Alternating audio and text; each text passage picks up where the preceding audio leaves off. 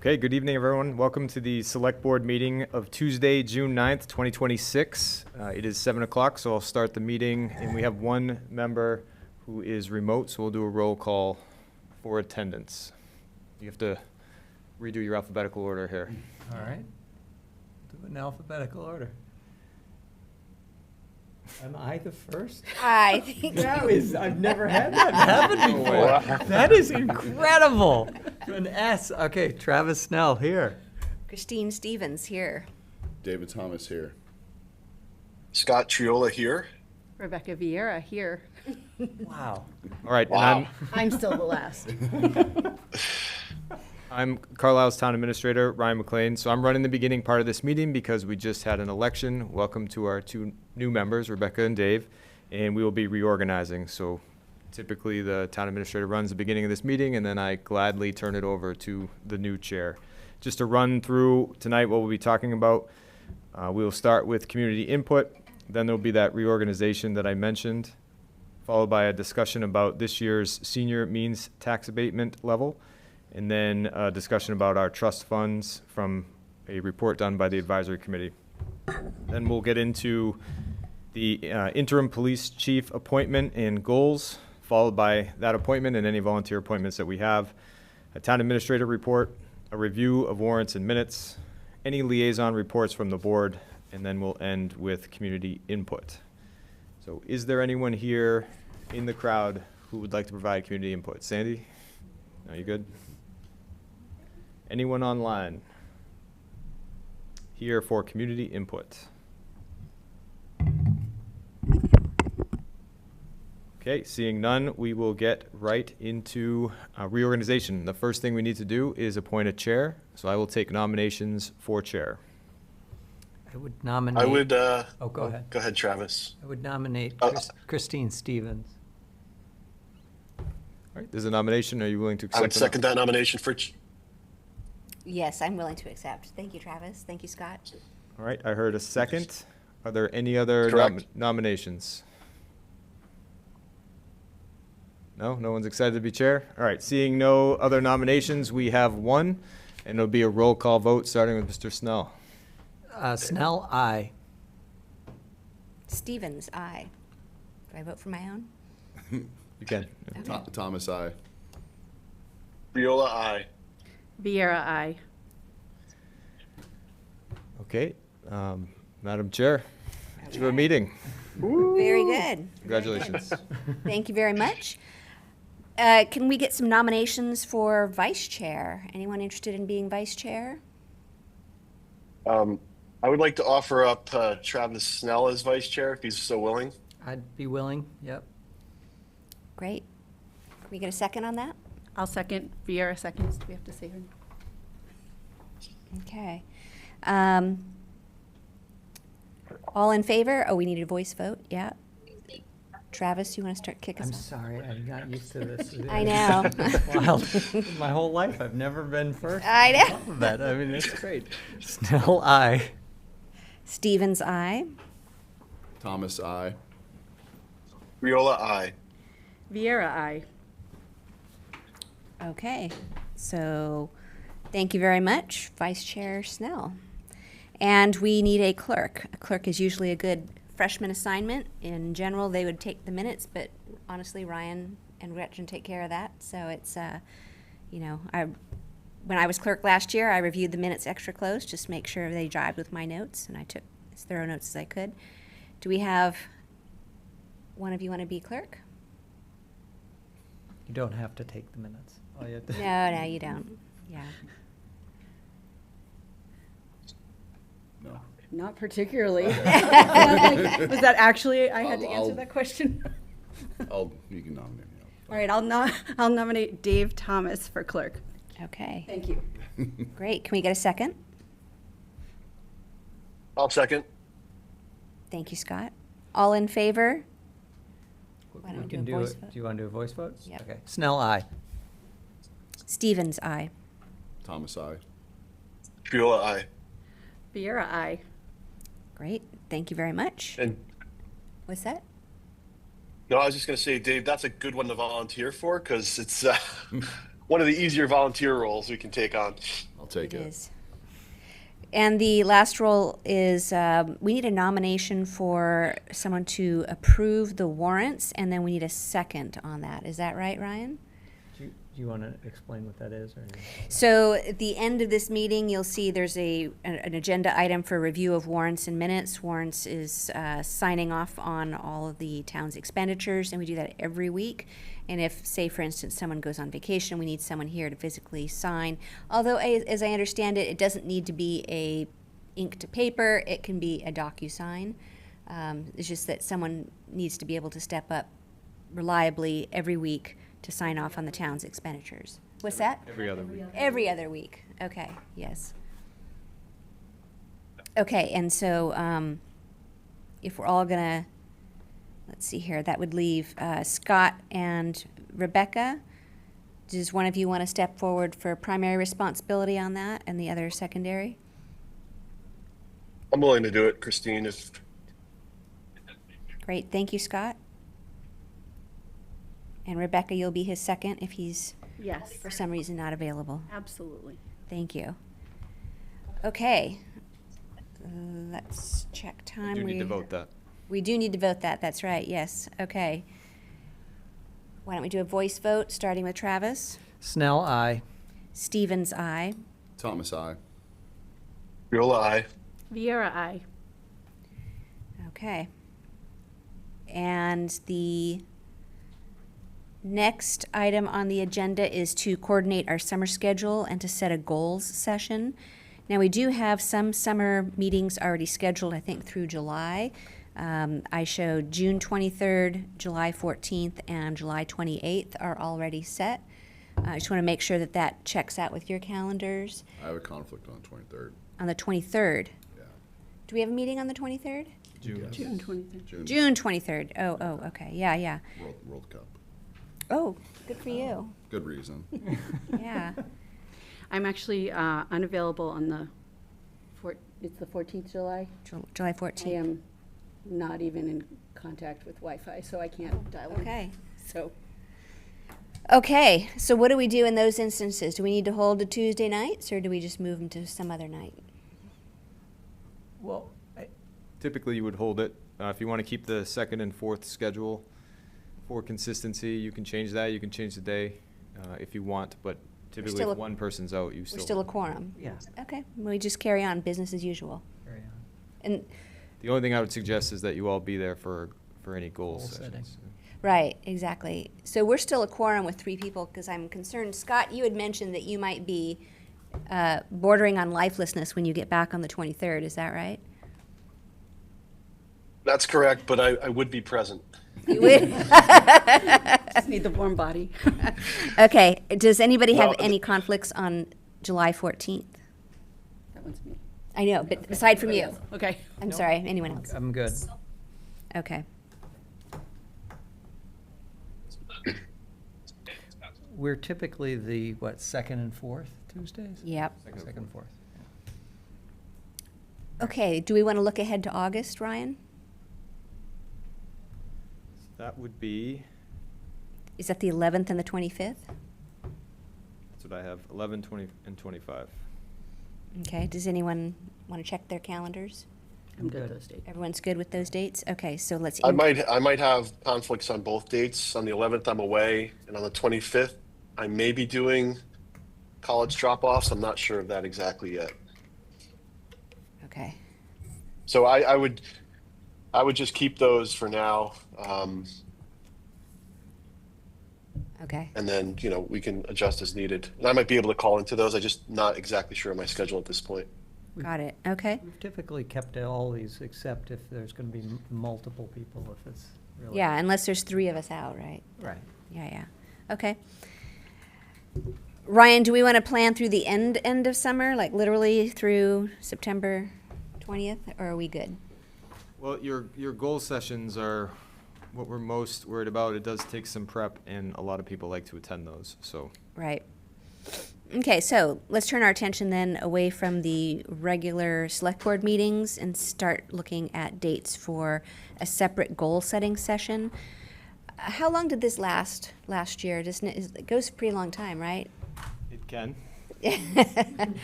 Okay. You can also do them during your regularly scheduled meetings. Last year you did. So you did Remember. two meetings in a row, one where you reviewed them and the next where you approved them.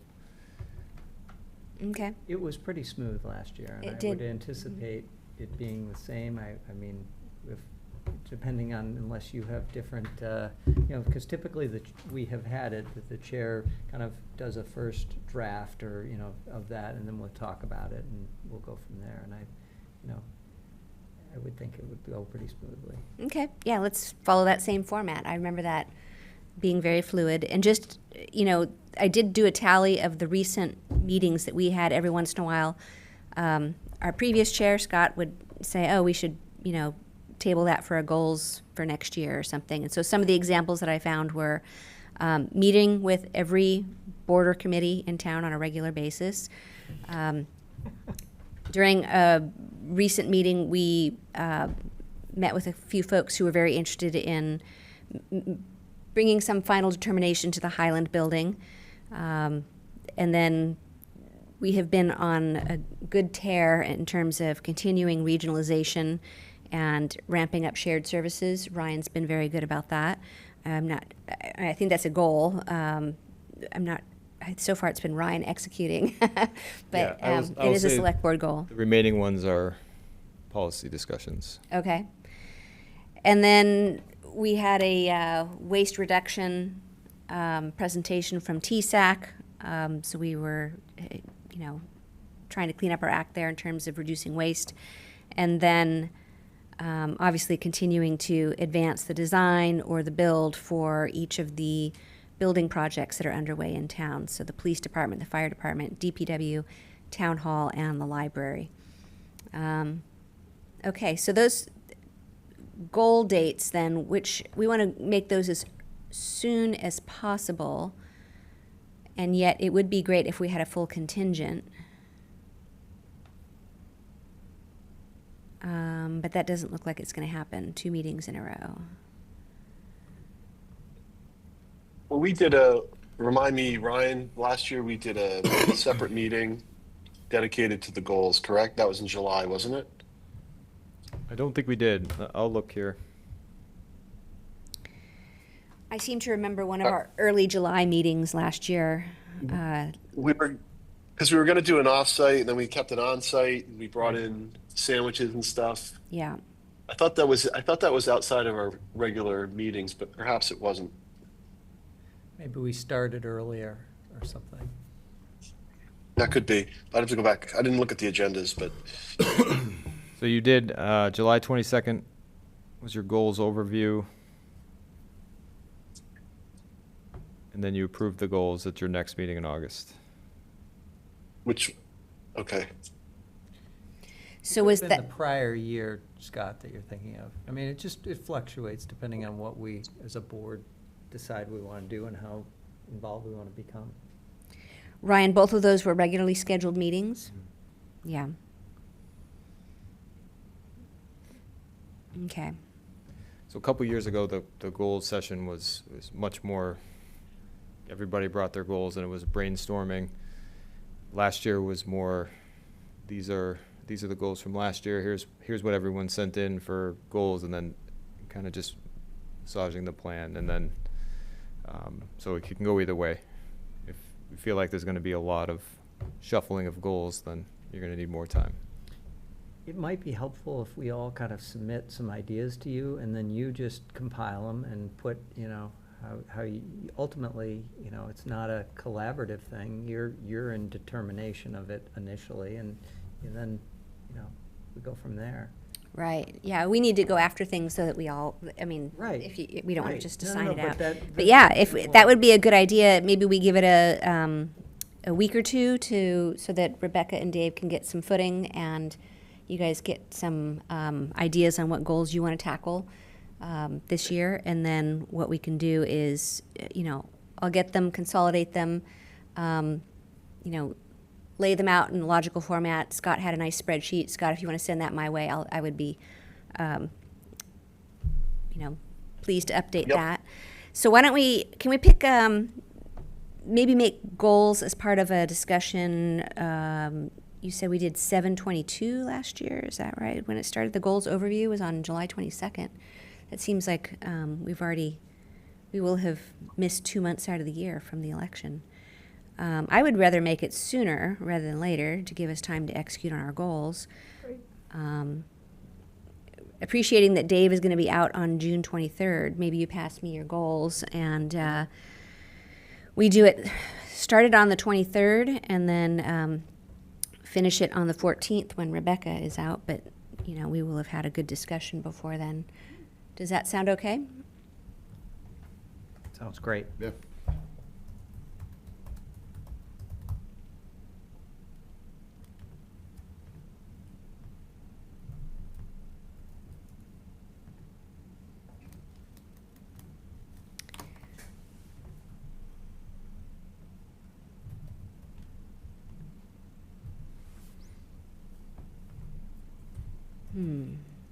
Yeah. I don't know. I think it's really important to have the freshman members at the goals discussion. Oh, absolutely. Yeah, so maybe what we do is, can we just make it the 28th? Or do we call a special meeting? Special meeting would be good. I don't know. It's so difficult to fit stuff into schedules. Are you all there July 14th? No, you're in Yes. some secluded location. In the middle of the ocean with no Wi-Fi. Yeah, that is not going to work. That sounds for- lovely, though. Okay. How about is it possible that we get together 1 or 2 evenings outside of a regularly scheduled meeting? Does that work for people? Yes. I'll have Gretchen send out a poll. Okay. Yeah. I think a special 2 dates might be good. At the very least, you know, a rain date. Rebecca, are you ever available during the day? Yes, I can make it. Okay. Might be via Zoom, but I can. Right. Okay. Yeah, that's fine too. Travis, available during the day? Yeah, I'm available. The evening really for me more would work convenient. better. Okay. But not that we have, depending on. Okay. Yeah. Okay. Let's do a special poll then, Ryan. Get some other dates outside of our regularly scheduled dates. Will do. It'd be better to have full presence for sure. Okay. The agenda is, let's see here, we're running right Thank you. almost on time. One more thing. So, Yep. sorry. Just want to take a peek at the liaison list, just so we can get this on your radar. Probably finalizing it next meeting. I guess I thought we were going to do that under appointments at 9 o'clock. Okay. Is that, I'll just yeah. wait. I thought it'd be convenient when we do the volunteer appointments, just go through that list and appoint everyone all at the same time. I may not be here at 9. I will have to drop off early, so Oh, maybe better to do it sooner than rather than later then. Okay, Scott, let's, can you bring that table up again, Ryan? Thank you.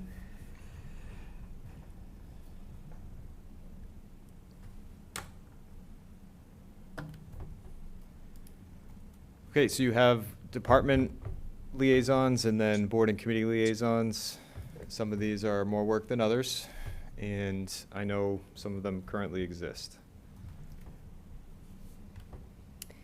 Okay, so starting with, at the top, fire. Travis, you were fire, police, and dispatch last year. Are those ones that you would want to keep, or do you want to put those back into the trade space?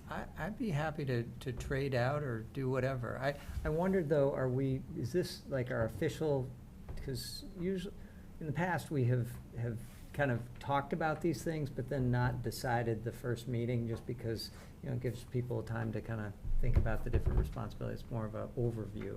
But Yeah. I don't know, are you looking to pick these right now, or? No, Okay. no, let's sit on it for Okay. another meeting or so, see how we feel. And I think it also gels nicely when we think about it in terms of goals too, right? You know, everything all at once. What are our liaison assignments, and then what goals do we want to accomplish? So, tell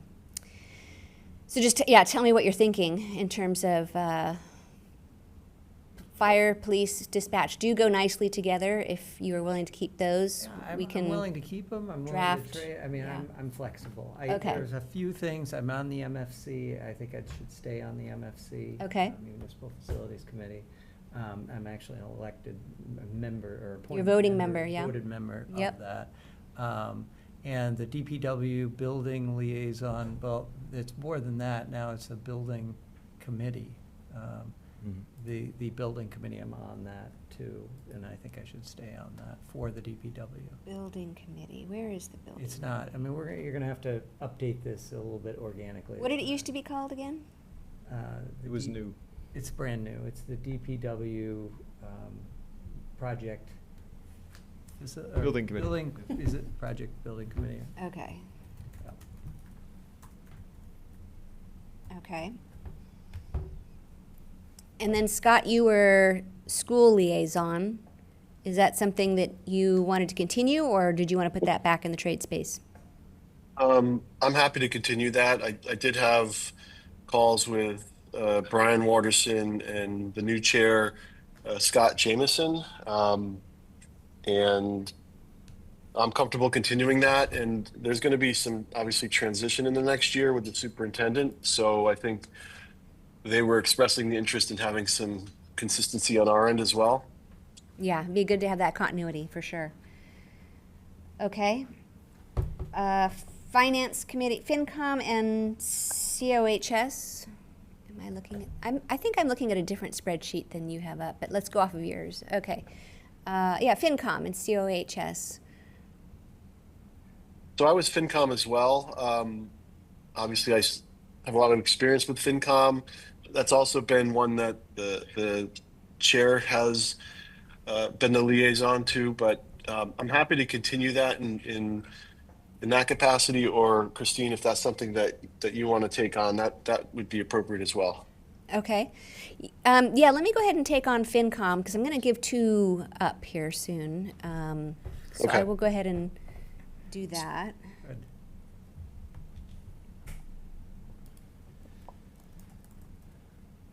So Barney had a few. These are all open. COHS and the Transportation Action Committee, the Ag Committee, the Board of Assessors, Conscom, Land Steward, and CRAC I love how Reed is on there. from previous years, yeah.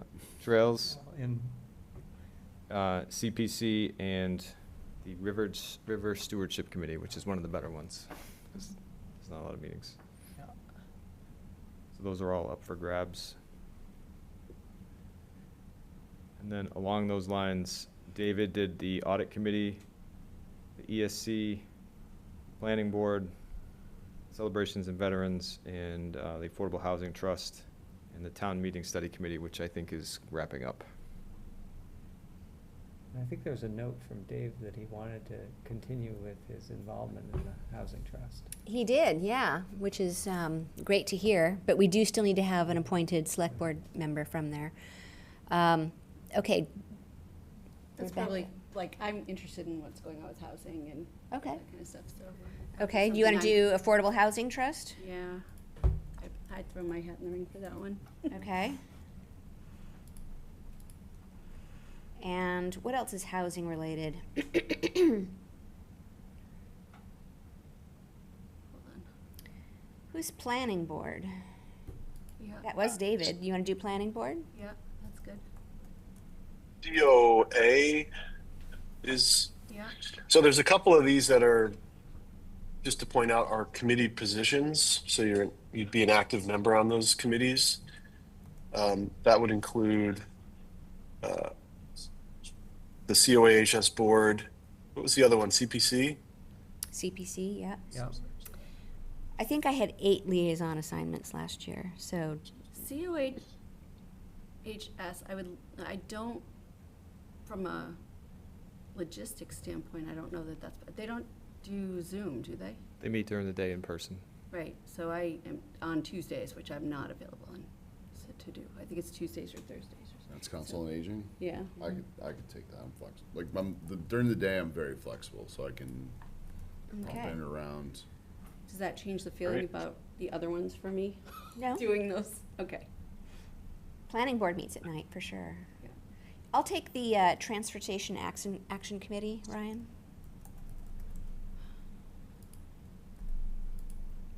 I would like trails if no one else would take Trails. trails. That's a good one. That is a I good live one. across from Toll now, so. Yeah? Oh, very good. I love Tollfield. Christine, TSAC meets early morning. Thank you. Okay, we have audit committee open. So I'll talk 2 spots. There is no audit committee, so I have a working group that is looking at the town audit and also some of the other reports, like our financial advisors, our OPEB. So this is a first look at those documents. It helps me understand where the town's elected and appointed officials might be. But it's working with me one-on-one with the finance team in order to review those and then report back to the select board. So I get to pick, but if anyone's interested in it, let me know. Otherwise, it's open meeting, that's why. Okay. Board of Assessors. Travis, were you ZBA at one point? Yeah, I'm there now, and I'm happy to continue to that as Okay. a liaison for the ZBA. Great. And Board Board of of Health, Dave, Board you of said you were going to Board of Assessors meets early morning, in person. Is that okay, Travis? That's different than the ZBA. That's different than the ZBA. Zoning Board of Appeal, oh, I'm getting them confused, sorry, on my screen the font is too small. Okay. Board of Assessors is open. Anyone? And what day is that? Tuesday, Does it 8 a.m. conflict with council on aging? Oh, then I can do that one, that's fine. Okay. And Board of Health, Dave said he was going to take.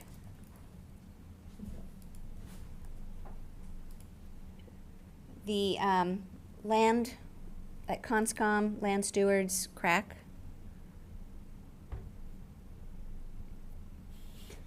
Anyone? I can take that one. You I'll sure? take that one on. It's a lot of work. That's a lot, Scott. That's a lot, yeah. Well, is that attending? That's not a. Well, you're right. You could, depending on how you want to do it, that's how the select board may want to operate Yeah. individually. I'm not as familiar with crack. I know I'm pretty familiar with Conscom and land stewardship from last year, but Okay. does crack have any additional responsibilities? That's a lighter lift. They're usually just reviewing applications and potential CRs. Yeah, no, I mean, given I'm not giving up FinCom, I can take this one on. Okay, thank you, Scott. And ESC.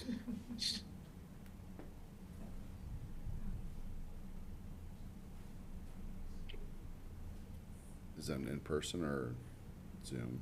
Christina? Zoom. Do you want that one, or are you okay? Environmental sustainability? Zoom. Or no? That, I mean, I can. So again, just a process question. I mean, we're going through this now, maybe because some of these are some are heavier than others. Right. It would be good to get the revised list for the next meeting to do any fine tuning on these. Yeah, we could even it out or reconsider our Because things assignments. because the rest of the ones I had before, I'm fine keeping. So Okay. generally, I'm good. If there's another one or two that need to get picked up that are lower lifts, I'm happy to take those on. The open ones that I still see, if I'm looking correctly, okay, so are we saying the building committee now covers the police station, the DPW, and fire? That's everything? Well, those are all different. They are all different. So They're all- the police station building renovation committee is still its own, At this point. and that it's had a been liaison. Travis. Almost done though, right? Go ahead, Brian. You were going to say something. So those committees don't necessarily have liaisons. The police station doesn't right now. Fire was typically Scott. The renovation committee? I mean, it's an entry, that's all I see, is that it had been Travis, and I just want to confirm that that's still the case. It was me for DPW? Is that what you're referring to, or which one are you? I am looking at. As you Oh, wish. police station renovation, yes. Right, okay. And then, Realize And I'm happy to continue to be involved as needed in the fire Yeah, station. right. Celebrations, we have an opening. I could take that one too. That's a pretty light lift, and I've been working with them a decent Great. amount recently. Thank you, Scott. And then CPC, Rebecca, did I hear you volunteer for that? No, but I think that's fine. Okay, they That have a works. housing component to it, Yes. so. I think that's fine. That's a good one. Yep. It takes a little time, though. Yeah, it's okay. Yep. And I'm a quick study. Yeah, no, that's great. If you're interested. Barney had the River Stewardship Committee, that's a really good one. I don't I've know. never, Yeah. I still don't know what that is yeah. exactly.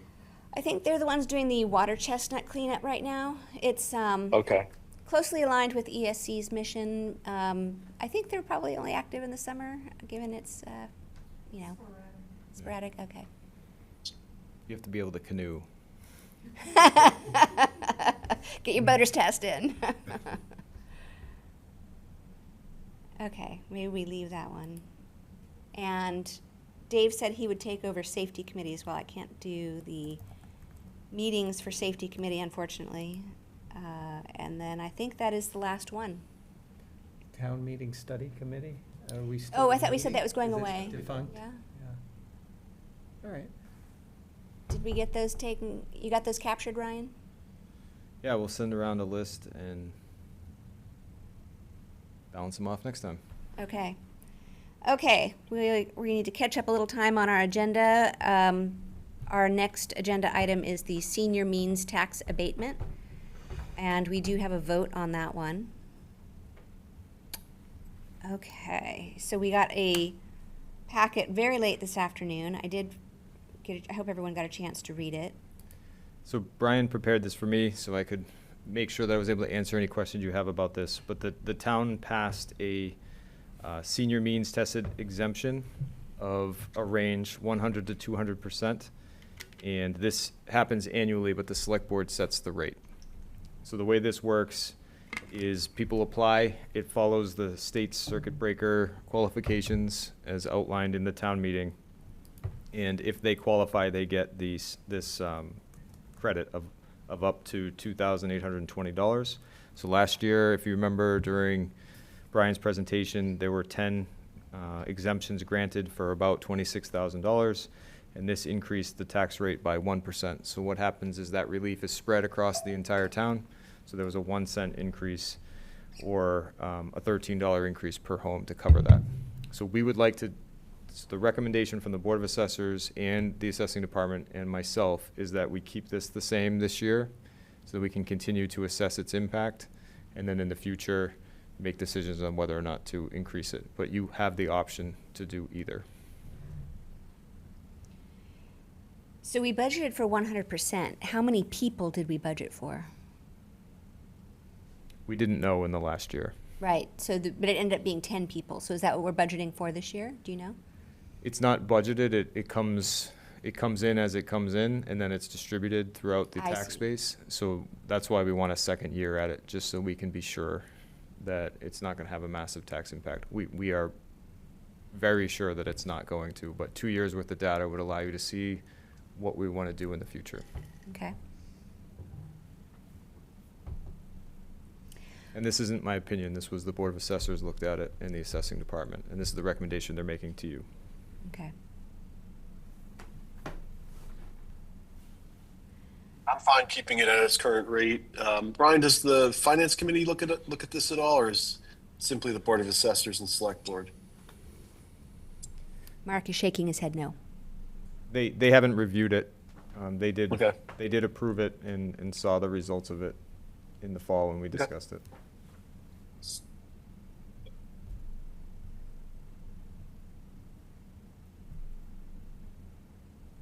Okay. Do we want to take a vote then? Does anyone have any other thoughts on that? No. Okay. Can I hear a motion? I would move to set the fiscal year 2027 exemption amount under Section 1 to 100% of the amount of the Massachusetts Circuit Breaker income tax credit pursuant to Section 3 of the Acts of 2024, Chapter 263. Can I get a second? I'll second. Thank you, Rebecca. Any discussion? Okay, let's take a vote. Voice vote starting with Travis. Snell, aye. Stevens, aye. Thomas, I. Triola, aye. Viera, aye. Okay. We'll continue at 100% then. Excellent, thank you. Thank you. Okay. The next agenda item is it's a report out on something that I led it was a goal for last year's select board. Going back hundreds of years, literally, people have left money to the town to disperse in various ways. And so the handout that you see in front of you is a summary of a file that Sandy put together for us. And it's the approximately 20 funds that people have left behind to benefit other citizens of Carlisle. And lacking any sort of formal framework or process for dispersing these funds, they've just been sitting there collecting interest. So we'd like to see them do some good. Yes, Travis? Are these all of the funds that we have, or are there more No. that aren't on this sheet even? These are the trust funds that we have, not gift accounts. Okay. What's the difference? So the gift account is, I think you can spend a gift account down to 0, correct? The trust account, the principal Has must principal. always remain. okay. All right. So what we wanted to do today was, there is a presentation that was in your packet. Is it possible to bring that up? Of course. Because some of the items in there will help guide our discussion. So we formed a trust fund administration working group. This is 5 members from around town and a non-voting member, Jeffrey Katowski, from our COA-HS director. And then we had good advice coming from Sandy, from Kelly, and from town council. This is the charter that our last select board approved, and it's basically that we're going to create a process but not actually disperse any funds. And the select board approved the charter. We executed. Next slide, please. This is the piece of paper that you have in front of you, recognizing that it's a little small. I thought it'd be nice to have a handout. And the different groups that you see there, the first piece of advice from both Sandy and town council was you want to group like funds with like. And then what you're going to do, like the advice was to ease the bookkeeping burden, we would consolidate those. And then we would need to get approval from the state attorney general that we can indeed consolidate these trust funds and then appoint some sort of mechanism for awarding them out. Sandy, do I have all that correct so far? So far, yes. Okay. I was told to remind you that the language here is that you're recommending We are that we recommending. group these, We are recommending that we group these. This not is telling the AG what to do. No, exactly. Yes, that we are only requesting this is what we would like to do. Okay, next slide, please. If that were to happen, do those names go away? For the individual names of people who've, You know, I think it would become a, I don't know, the short answer is I don't think so, but I think that eases the bookkeeping burden, right, Sandy? How do we keep track of the names? Or do they go away?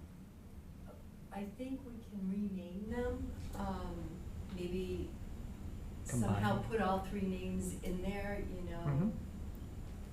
Yeah. Cemetery funds, green in, cemetery fund or something. Okay. To that effect.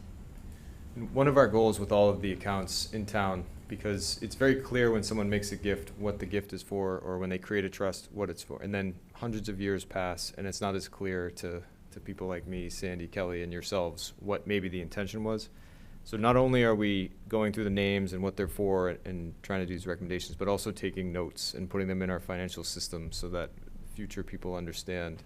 So all of the names would be captured in those notes, and it would be clear where they came from. And then it would be up to future us's to make sure that it was communicated that these were gifts from these people. Yeah. Thank you. That was kind of my question, because I think a lot of people give these gifts with naming intentions, and I just hope there's some mechanism to keep, some record of that. Yeah. And the hard part is if you lose the notes or you don't have them, Right. then it says something like clock fund, and you're like, does that clock still exist? Can we use it, right? So we want to make sure we're doing both. Right. We were lucky in that we did have the legacy documents, and what a large part of what this working group did was read through some of these historic documents. One of those school funds dates to 1793, and it's written in, the old, ye old longhand, very... That's fascinating. Yeah, it's really amazing, some of these documents. So we did read through them and try to honor the intent, but they are lumped into basically what they were intended to be for. So just let's walk through the funds. If we could, we're going to march through the next one just says, the next slide is just a discussion of the library funds. The library trustees exist to manage their endowment. So they have their finger on the pulse of their 4 funds. They are using those for the renovation. In fact, at our very last meeting, we voted to accept a gift of almost $1 million out of their endowment. And some of those funds come from these trust funds. So we're not at all concerned about the library. They did vote at one of their February meetings to consolidate these funds, so they are off and running. No other concerns or discussion, I think, on the library funds. Now, the next category, next slide, please, is the cemetery funds. The cemetery, we did correct an action at our last, the annual town meeting. We did have some funds that were incorrectly applied. We voted to correct that as part of, one of the votes. And, the idea is when you buy a plot, part of it, I think is $150, and I think that amount even got voted up, goes to a perpetual care fund.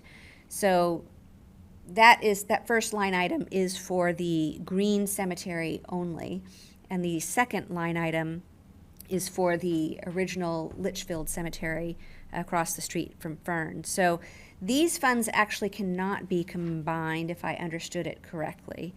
Is that right, Sandy? That the 3 cemetery funds need to remain disparate? The perpetual care fund cannot be combined, but I believe the other 2 could be. So we were talking about it with Gordon Means, and I guess technically he thought that since it was specifically for the Litchfield Cemetery and the other one is specifically for the Green Cemetery, but if we lump them together and just, say for instance, if it bought a piece of equipment, it could be used to service either cemetery, for instance, right? Right. Okay. Yeah. So, in any event, what we were suggesting on that one, what the working group suggested, is that the cemetery funds, all 3 of them, be under the advisement of the, is it Cemetery Commission now? How are we calling them? Committee. And that as part of their annual report, they recommend out what the next, disbursement of funds is. So if you see there is a total of, what are we looking at here?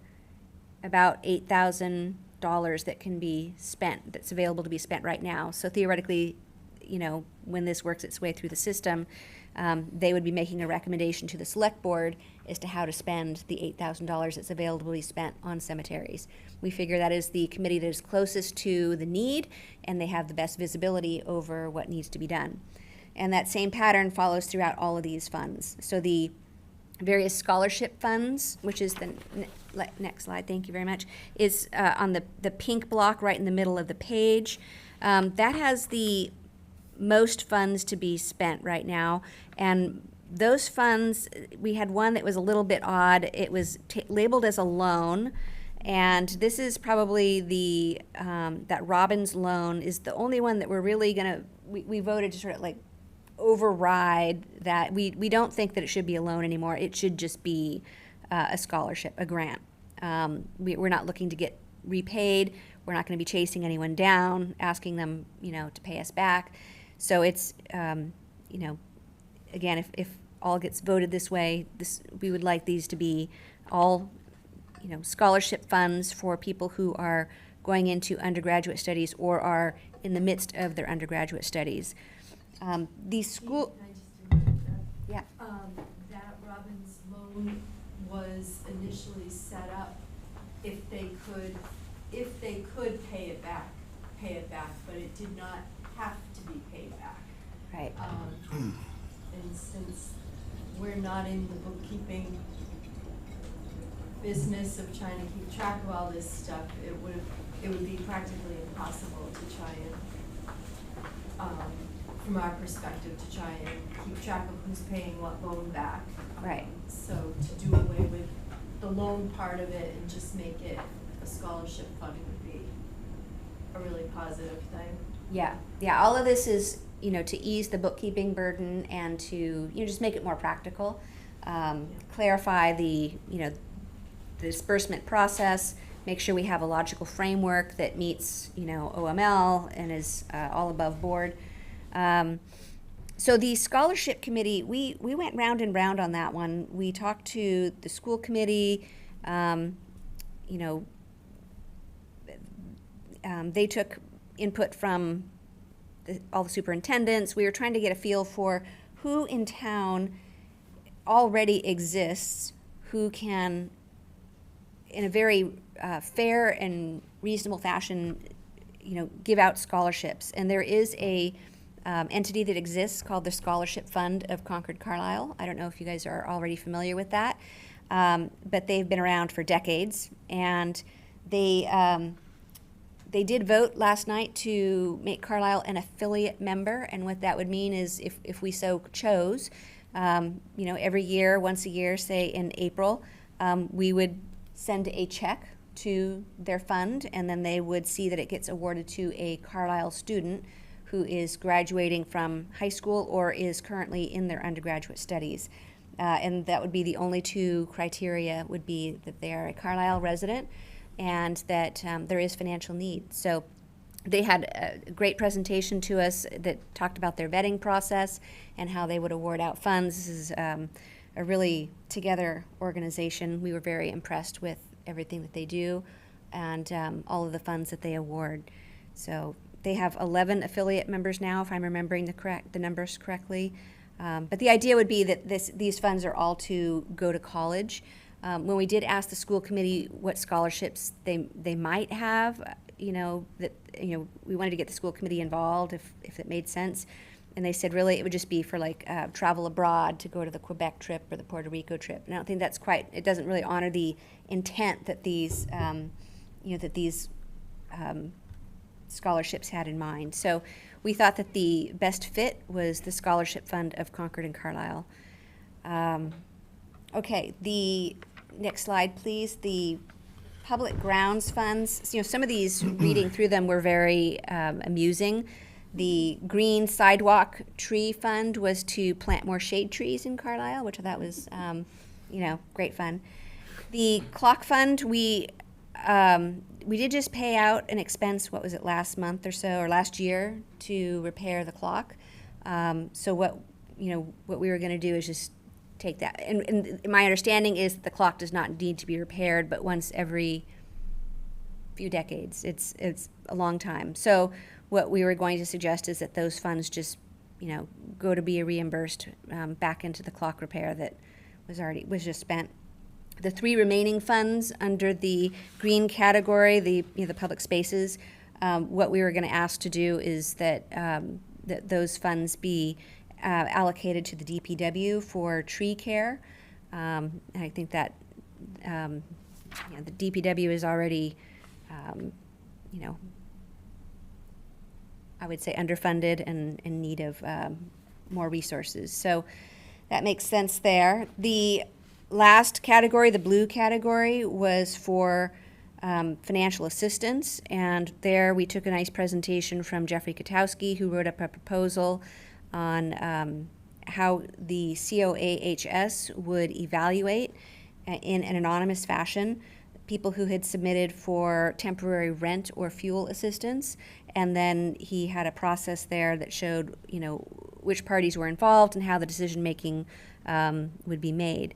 So the last category, that blue category, this working group was suggesting that the COAHS would be closest to the need and that they would be the best positioned to allocate those funds out. So same thing as mentioned in the other categories, they would make a report out to the select board once a year as part of their annual report saying this is, the amount that's to be spent and here's how we think it ought to be spent and here's how we're going to disperse those funds. So with that, the next steps on this whole process are to present, so we're presenting our findings and recommendations to the select board tonight. We do not take a vote tonight, but we are going to direct the staff, meaning Gretchen and Ryan, to work with town council on next steps to reach the end goal, and then town council ensures that the state attorney general is amenable to all of these, or to consolidating the funds, and then once they agree, the select board will take a vote, and then it goes finally back to the attorney general again for formal approval on their side. So this is a long process. I think I started working on this last fall, and I thought, oh, well, this is, funds to be spent, how difficult can that be? But there's a lot of nuance. There was a lot of research, both in terms of, bouncing ideas off of Sandy and town council and reading through all of the original documents. And then, just in general, speaking with all the committees in town. So, yeah, so this slide that you're seeing right there shows the working group's final recommendations. And so no vote, but what we're recommending is that the staff continue to work on it with town council and get us to the end goal, as Gretchen put it. So, any questions on any of that? What are you looking for from the select board? Is this just education, or? This is, so far it's education to let you know what the working group came up with, because if you recall, this was a goal in last year's select board. And as part of the charter, it said the working group was going to report out periodically to let you know how progress was being made.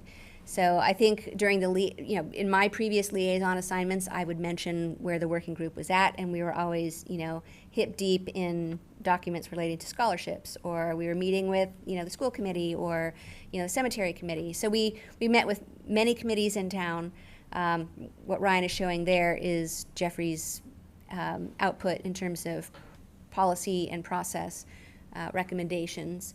So it sounds like the state has a big say in this as well. So really, until the state has their look at it, there's nothing for the select board to vote on. But I do want to get any sort of questions or comments so that we make sure this has, the spit shine on it before we send it to the state.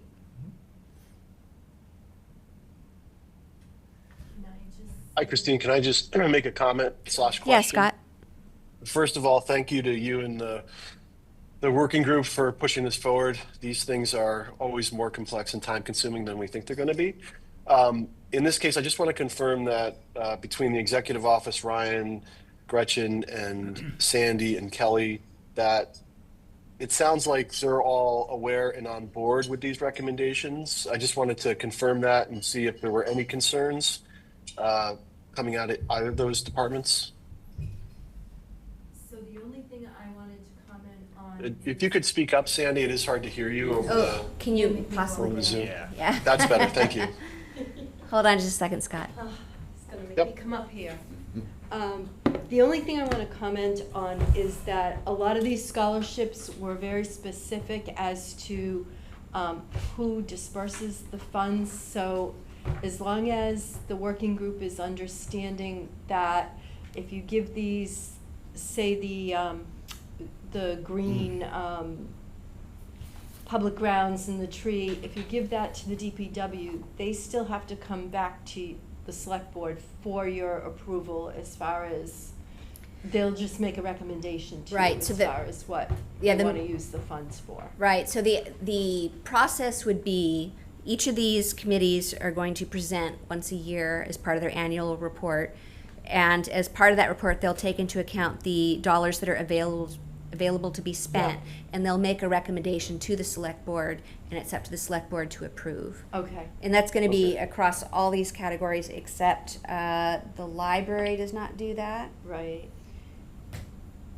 And, you know, the green ones were a little, I don't remember those having a stipulation, right? So the Green Public Grounds one says it can be used annually with town appropriation. Oh, that's the one. Depending on the yeah. interpretation of that from the AG's office, it sounds like you have to go through town meeting. Right, yeah, that one's even, So that would be right. I remember something to that. look into when we So that's, contact the AG's office. right, right. Okay, well, however the determination comes back, obviously we'll Right. follow it. So, okay. And then the scholarship funds, I'm not sure what will happen with those. Some are, the select board makes the decision, and then the Robbins loan says it is the school committee. So even though that CCHS group might make the recommendation, the select board or the school committee would have to have the final say in those, I believe. So the school committee, we went round and round with them on this. We asked them what they would do to award. And by the way, the working group's concern with the scholarships were, we wanted to make sure that it was not artificially limited to students who only went to CPS or CCHS, that it really needs to cover every student in Carlisle, whether it be homeschooled, private school, vocational school, what have you. Yeah. And there is no committee that, oversees this. And, we talked to, several parties in town. That one in particular, I get that it says it can be spent by the school committee, but it also says it's for loans for college. And the Right. school committee said their charter, we max out at 8th grade. And then it's, the regional school committee as well. But they didn't have any need for scholarships other than, these trips abroad, which didn't, that's not loans for college. So either you violate the purpose or the Right. who can spend. Yeah. So here we have, one of those Town inconsistencies. council might be able to weigh in on that. Sure, yeah. I mean, when we spoke with Tom before, he seemed to say, bend, all of these to fit and make it simpler and consolidate. So that seemed to be his advice, to make it as easy as possible. And then he did have some good advice that I wanted to relay out to the select board for future reference. He thought it would be valuable to stand up a body that can coach people who want to leave funds to the town in the future, and the idea being that they would coach them on not only to maximize their gift, but also to make it not narrowly specific, so narrowly focused. And Tom, having such a great sense of humor, he gave the example of people want to leave $1,000 to the betterment of German Shepherds. And it's too specific. You want to leave these things as open-ended as possible. And for that, you might need some coaching for future townspeople. So we did not take that up. To that, Christine, just a quick question. To that point, do we have a policy for what we accept? I mean, it's great to have generosity, but you can see all the problems things can create if we don't have a process / guidelines for people to give money to the town going forward. So we did start to delve into that topic, and we immediately got a lot of pushback, by the way, from the various members of our working group are, of course, very involved. And they said, well, what about the library? What if you want to donate to the COHS? Now you've got this new competing body in town. So it didn't really go anywhere within our working group. If the town, I suppose if the town wants to stand up a group to specifically drum up charitable donations, we can take that on as a cause. As this particular recommendation was sort of a comment from town council. It was not a specific part of the charter from the select board, so we dropped it rather quickly after looking into it. We agreed it was a great idea, but then, it does kind of feel like everyone's competing for the same small pool of donors.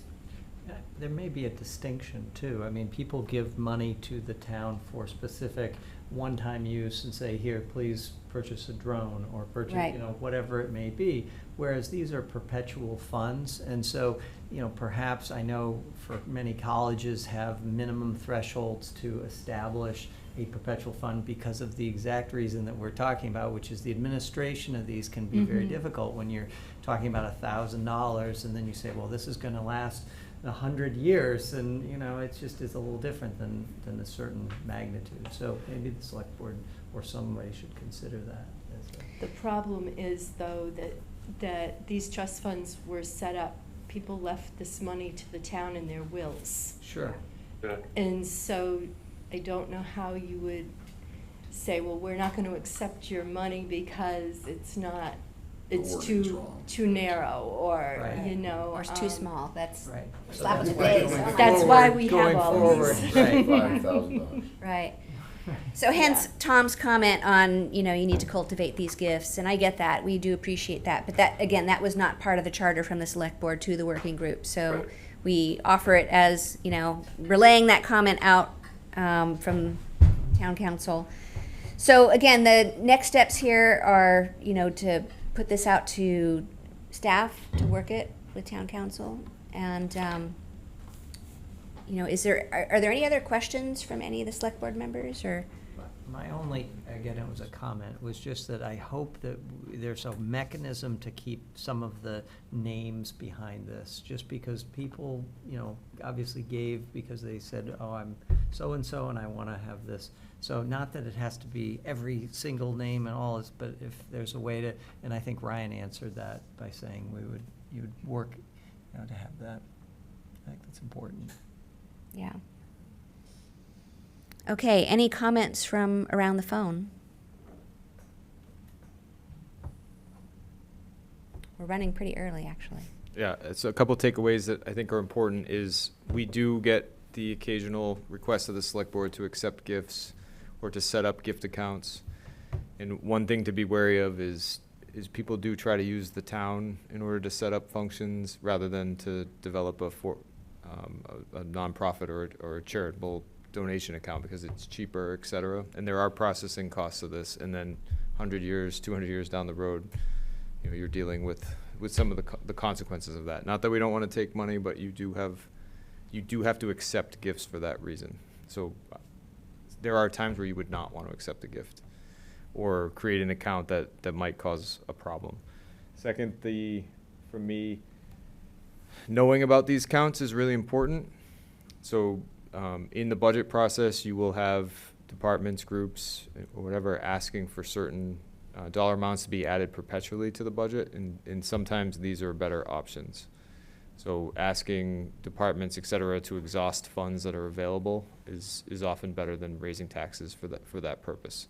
But a lot of departments and boards like to have reserve funds in case things happen, right? So having a policy where you have to use these first is a way to reduce tax impact that may or may not be popular.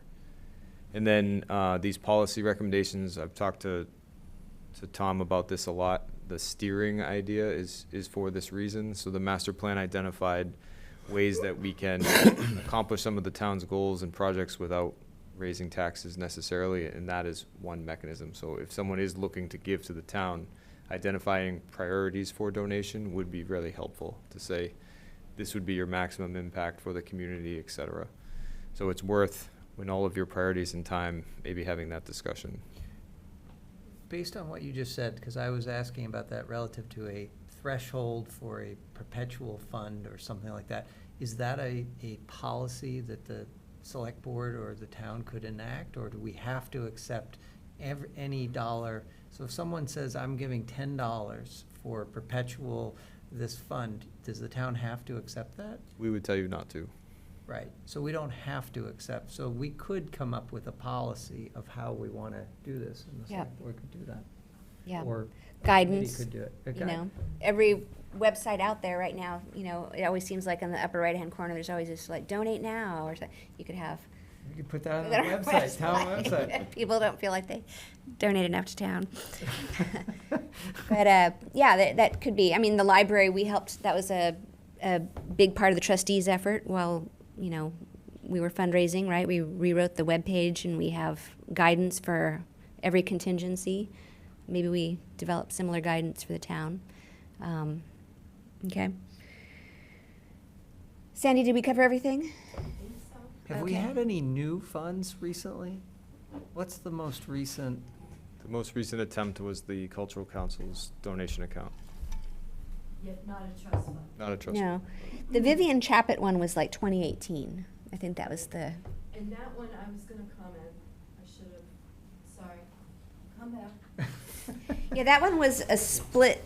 It was interesting. All of these have their idiosyncrasies, by the way. So Yeah. the Vivian Chaput was set up, it was a trust fund set up to make a memorial for her.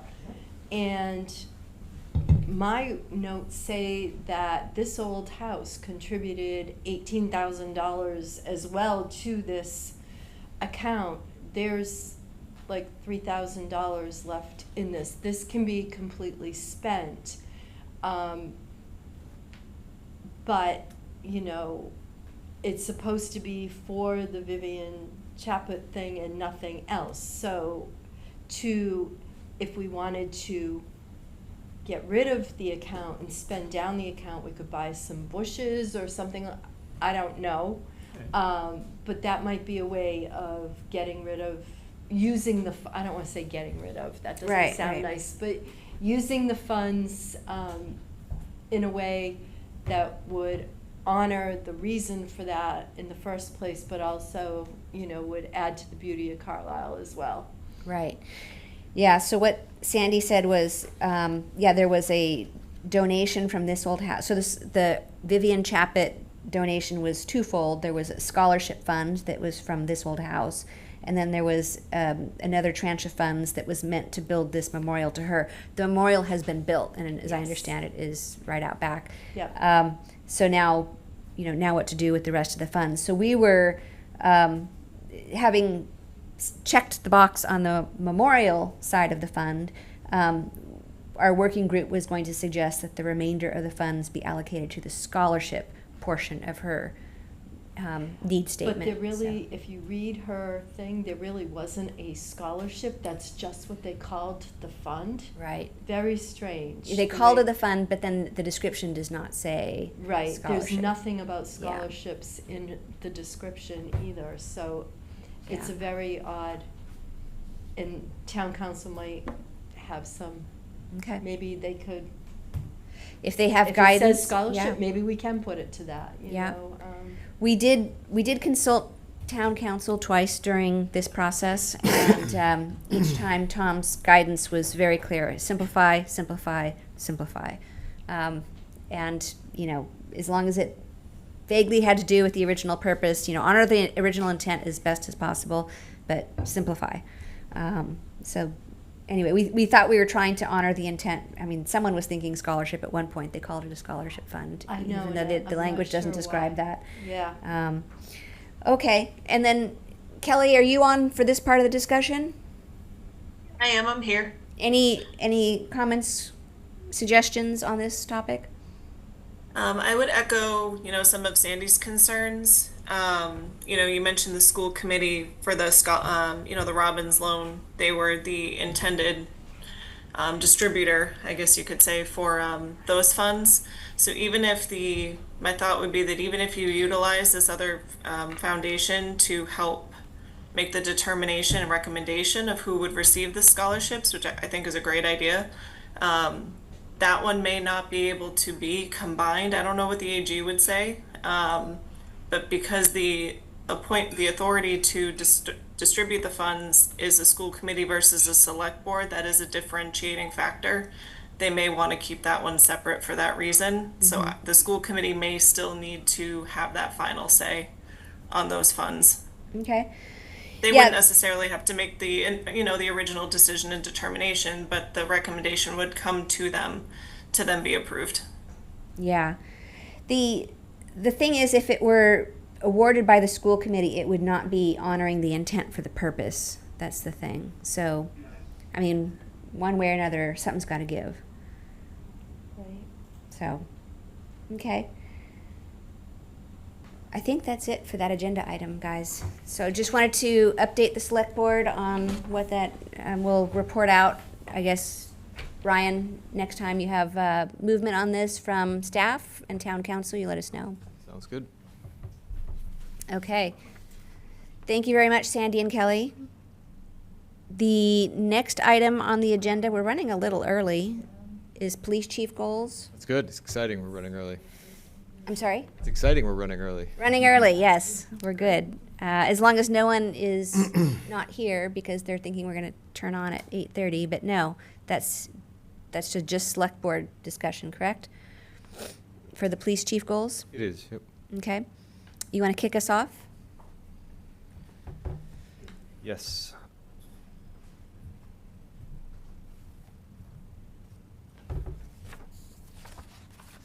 So there's a couple reasons for bringing this before you tonight. The first, we have a vacancy. Chief Amendola was sworn in last night as the Bedford new chief in Bedford, and of course we thanked him already for his service, and you know how I feel about his service to Carlisle and what he did. We had a small gap here since there is an appointment that you're going to be asked to do later. So I appointed Deputy Chief Booth as the acting police chief from midnight last night until whenever you decide to appoint a new one, unless you wanted a different action, which we discussed it and we sent you as far as information.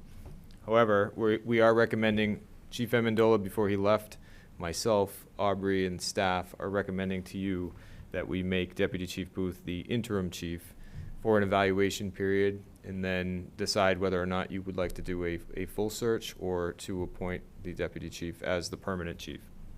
And the reason we're doing that is there hasn't been an internal candidate in a while. We wanted to make sure that you were comfortable with the interim process.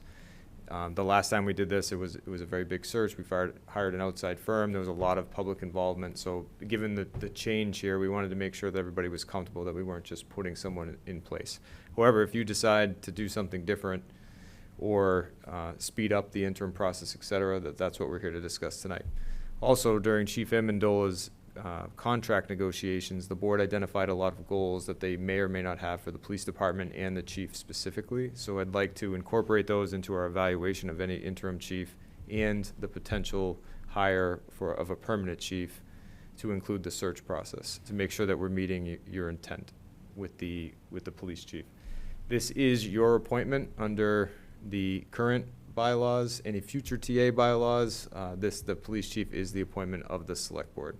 So you have delegated your authority to me. The TA bylaw isn't in effect yet. If it was, then you couldn't delegate that authority to me. This is your appointment. So that's all really confusing. So I could say that again if you need me to. So the interim appointment is yours. I do believe I have the ability to appoint the acting, and then the permanent process is something that I want to discuss with you tonight. So that's a lot of wind up. What we're recommending is that we appoint the deputy chief for a term not to exceed 7 months. That's a weird number. It's because the holidays come at the 6-month period. We don't want to think about that right now because summer just started, but this would put us right into the holiday season, and that's not the best time to be doing searches or to entertain you with long interviews and that type of thing. So this would be June 25th to January June of 2025 to January of 2026. No, 27, yeah, you're right. I was thinking that as I was saying it. Speeding up time. And during this interim assessment, we'd want to assess certain performances. And the performances that I would be assessing are things that are not a huge surprise to you, but I'd like to go over. So first is financial management, understanding of the budget, and understanding the role, as I would say, a consumer of the budget as a sergeant or a patrol officer to the executing of the budget and everything that goes with it. That includes liaisoning with the finance committee and yourselves and the finance team to make sure that strong financial management controls are in place. Next is union relationships. We've built strong relationships with the union thanks to Chief Amendola, work with myself and Aubrey and our town council. We want to make sure that union relationship stays strong. And I will tell you, I met with the entire union to make sure that they were comfortable with our transition planning, just the general flux of changing chiefs. It is I'm being slightly hyperbolic, but a traumatic event when a chief changes. And they gave unanimous recommendation of Deputy Chief Booth as their next chief or an internal candidate. Next, I'd because of the discussions we've had as a select board, I'd like to talk about community policing and what that means to the board and what it means to be an officer in Carlisle. So we would elicit that information from the chief, informed by this discussion tonight and any goals you have in that sense. Next, I'd want to talk about leadership development, so identifying strengths and weaknesses in the deputy chief himself, and then coming up with a plan to increase those strengths and increase those weaknesses with his own knowledge, and then also a development plan for officers. So he's already in a leadership position and has done a great job professionally developing the people under him, but now as the chief, that would be magnified. And last is project continuity. You know, the one big project with the renovation that's going on right now, but also involvement in the CAD project, which is a big expensive project in town. The discussion about the regionalization of dispatch, which is both an HR issue and a structural issue, and then helping with the fire project and the coordination of public safety. So that's what I would want any interim chief to be assessed for if you were going to hire an interim, and then if you were going permanent, we would want the same focus. And then the evaluation of the interim, if Deputy Chief Booth is to be the selection, it would be to establish goals in this first month. Those conversations have already happened. Can't just transfer authority in a day or two without having some goals. After a couple months or at the end of the summer, we would do a progress review. And I think right there you would know whether or not we were thinking about doing a search or happy with the progress that's being made. The midpoint evaluation would then, I think, be a decision point for you, with a final recommendation being made no later than January. So that is the process that I would like to give. Now, why we are recommending Deputy Chief Booth. So first, we had an extensive search during the Deputy Chief selection process, and Chief Booth rose above his peers to be selected for this leadership position. The reason why he was selected for that is he was cited many times as already operating in that type of role. When he was a sergeant, he went above and beyond and has dedicated himself greatly to this department and earned the trust of his peers. He was promoted to sergeant in 2013, so he has more than 13 years experience in leadership in the department, and I can't think of another officer now, given some of the change in the department, that has more experience in Carlisle. His family's from Carlisle. He wants to stay in Carlisle because of not only the time he spent here. I think he became an officer in 1999 here in Carlisle, but also because this is where he wants to finish his career, which I think is important. And he said what I think is great of any leader, that he would be happy to continue his career as deputy chief, or would love the ability to have a chance to be the chief of the department as well. And either way, he's willing to serve Carlisle. So that's the type of person that we have developed as a leader, and is the type of person that I think should be given a shot to lead, if not in an interim or the permanent position. So those are our recommendations. Again, it comes from Chief Amendola, myself, Aubrey in the HR department, and all the people that have been involved, to include the union. So I'd like to discuss your thoughts on the interim appointment, your goals, if you agree with the recommendation on the interim side, and then generally goals for the chief and what you would like to see in the next chief position, since we have this major vacancy. And like usual, we get to have these HR discussions awkwardly in public because of the way municipal government works. And I do think the deputy chief is on. He is. So if you'd like to talk to him directly or ask any questions, we can do that as well. You know, my sense is he's a great candidate, obviously qualified. Wouldn't we want to see him through a full budget cycle, though? You know, have his, take us through the full spring budget cycle? I'm wondering if instead of 7 months, we make it a full year. You think 7 months is, I mean, you can in 7 months' time, you see that they can manage to a budget. He's staying on budget, great, but you want to have the full budget play out in the springtime, no?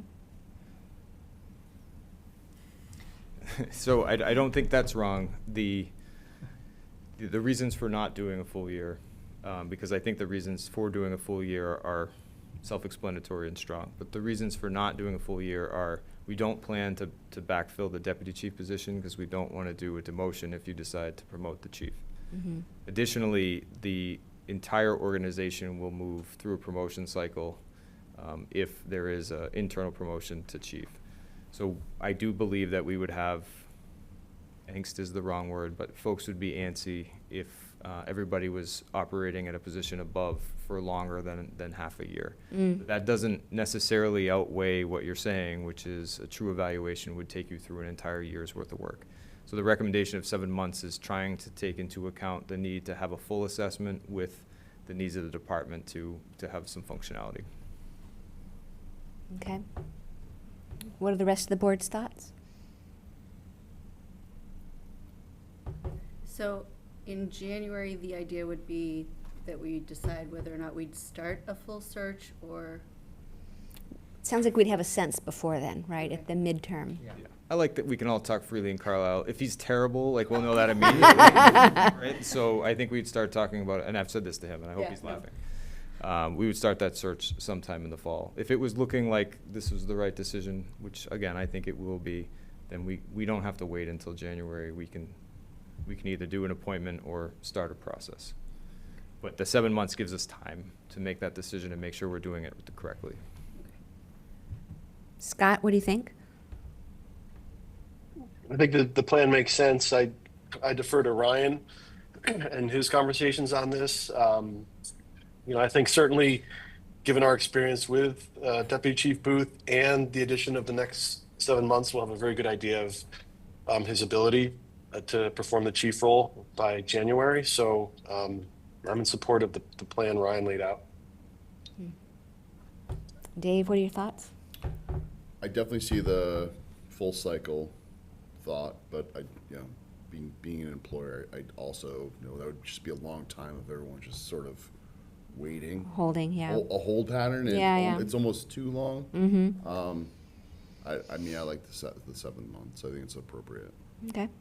And Travis? Just a quick comment for one thing we can do is the capital planning is front loaded now, so that aspect of the budget should be fairly complete, certainly by January. And I think on the operating budget side, knowing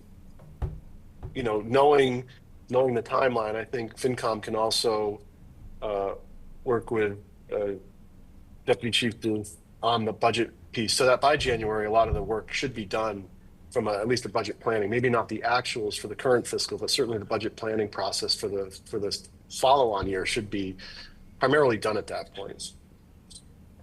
Okay. And now, Travis, you were liaison to police last year. What are your thoughts? I'm fully supporting this plan. I think it's a good plan.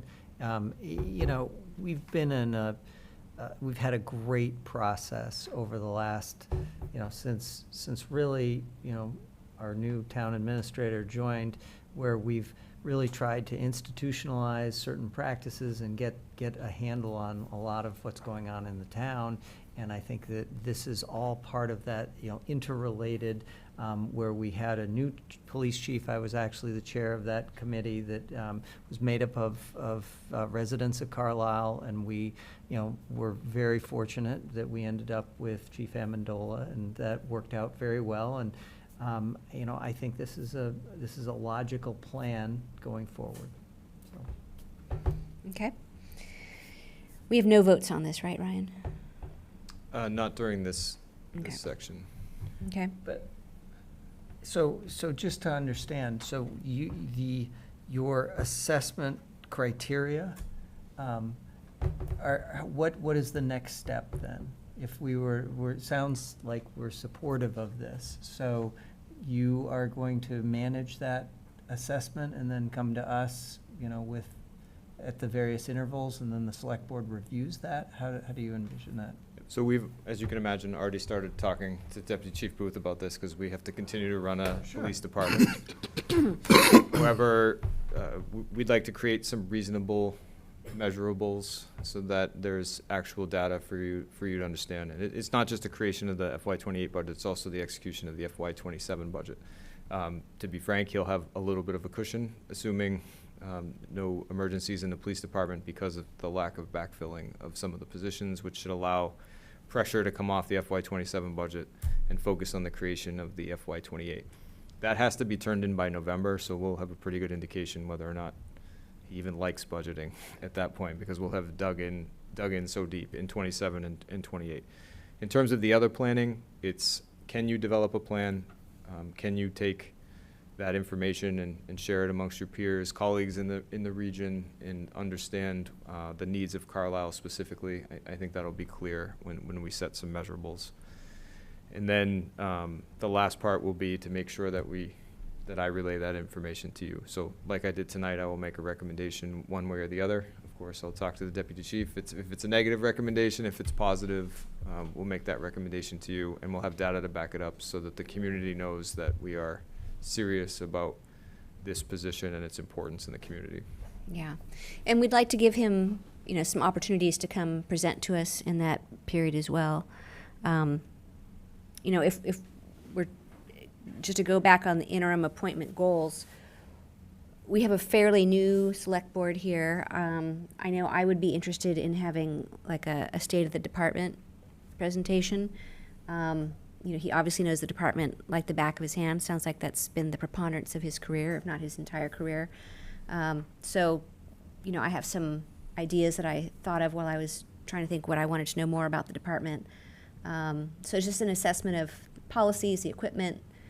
I assume they're all up to date on their certifications and accreditations, emergency operation plans and mutual aid agreements, technology. So just, whatever he considers under the state of the department, but I would love to have a state of the department report to the select board. So, and, with the idea that the outcome of that is, what's his assessment for strengths, risks, and recommendations. I think that would be good to help us come to determination as well. So, any other inputs on goals? The assessment was kind of the goals, that's the way you've set this up, so that's good. The only one that seemed like it was, most are, I wouldn't say they're totally internal, but, financial management and union relationships are, much more internal, but the community policing, and I was just curious, how do you measure that, or what is that, what does that mean? Yeah, when we were doing the negotiations or discussions with Chief Amendola, it was clear that the focus of the initial part of Chief Amendola's career here or time here was on structure, stabilizing the department, working on future leadership development, which did result in this recommendation.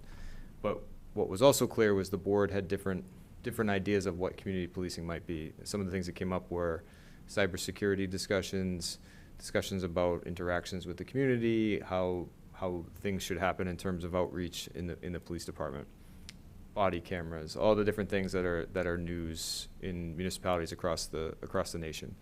So the police also have an idea and a definition of what community policing is, because it is a very specific term in the policing community. So what I don't want is for them to think they're doing community policing very well, and for the select board to think that their community policing is not good for Carlisle. So we should define what community policing means in Carlisle and have a plan going forward. Now, I don't think it's fair for the deputy chief to come up with the perfect community policing plan for Carlisle in 6 months, but a plan for what that means and a back and forth interactive discussion with you would definitely set a good tone and would make you feel comfortable that he understands both what policing should be and what the select board wants from it. Yep. So we were going to do that anyway, right? That was one of Chief Amendola's goals, so we get to just see what Deputy Chief Booth would do. And I would hope that he would reach out to the previous chief and other chiefs in the area and come up with a good plan. I know he will, actually. Yep. Okay. And then you had permanent hire considerations. I think we've already kind of crossed that off. Any other topics or discussion on the police chief goals agenda item number 5? Did we need a motion on this? I know you said you have the authority to do this, but you didn't to have him as the. You have to appoint the interim. What? You have to appoint the We interim. have to appoint That's the the next item. Okay. Just 2 closing things, if we are indeed wrapping up here. First, I think that Deputy Chief Booth is qualified to be the chief in Carlisle right now. However, I do understand that that this is an important position to the community, on par with the town administrator or the superintendent. Like, this is one of the key positions in town. And given that there hasn't been an internal candidate in a while, I do think this interim period helps people understand that this was just as deliberative a process as a full search would be. A full search would be accepting resumes from chiefs or lieutenants or others who are interested in being a chief, maybe hiring a consulting firm, which is important but also expensive, to help you do assessments or walk through resumes and understand what that is, putting together a community board to assess candidates, and then coming up with a candidate. The good side of that is you tend to get great candidates. The downside is you might not get a better candidate than an internal candidate, and there are cost considerations there as well. So that's what a full thing. So if we need to do that, I just want you to know that that's what that's going to look like here in the community. And also, I would ask that you think about how we are messaging this process as just as serious as we'd be doing for a nationwide search. We just happen to have the right person in our own department. Yeah. And I mean, always a fan of promoting from within. And when we have someone who's so experienced and has spent so much of his career in Carlisle, obviously a commitment to the community, personal as well as professional. So yeah, I think it sounds great. Very logical. But to that end, I would encourage the public, if you have comments on this process, to reach out to members of the select board or to provide any comment on the process. Yeah, you might consider an Ask the Chief session. Invite the public. There you go. Oh, it's a good format. Okay. Any other comments, questions, suggestions on this topic? If not, we're going to move on to... I am probably, just Go a quick process, I am probably going to hop up at this point. Okay. Have a I good have night. a few minutes if there were any, Ryan, if there were any particular appointments that were kind of key for the select board. Probably have 10 minutes or so. So the next item is the appointment of the interim police chief. You should vote Okay, on that. I'd like to stick around for that. Okay. So is that just a vote? I don't have my packet up. So is there a motion? Do you need a motion on that one? There is. Oh, yeah. There is a motion. There is a motion, yeah. That's, Travis, what, 34. 34. oh, yeah. See, Ryan, I have the old thing in front of me, sorry. I've called up So- the motion if you'd like to make it. Thank you. Travis? Sure. All right, if anyone else, I move to appoint Andrew Booth as the interim police chief until January 31st, 2026. 27, sorry. 27, thank you, thank I you, want the year to change. thank you. Until January 31st, 2027, or until a permanent police chief is appointed. Can we have a second? Second, Thank you, Scott. second. Thank you, Travis. Okay. Any discussion or deliberation? Okay, hearing none. Why don't we go ahead and take a voice vote, starting with Okay. Snell, aye. Stevens, aye. Thomas, I. Triola, aye. Viera, aye. Okay, Great. great. Thank you very much. And with that, we will move on to FY27 volunteer appointments. And for this, are there any, Ryan or other select board members that you want the full board to discuss, or is it okay for me to hop off at this point? I can't answer that question, but I was not able to go through the 300 pages in full detail.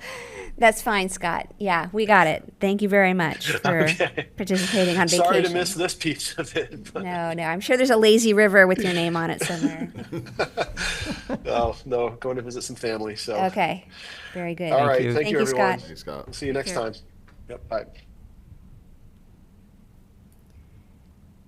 Okay.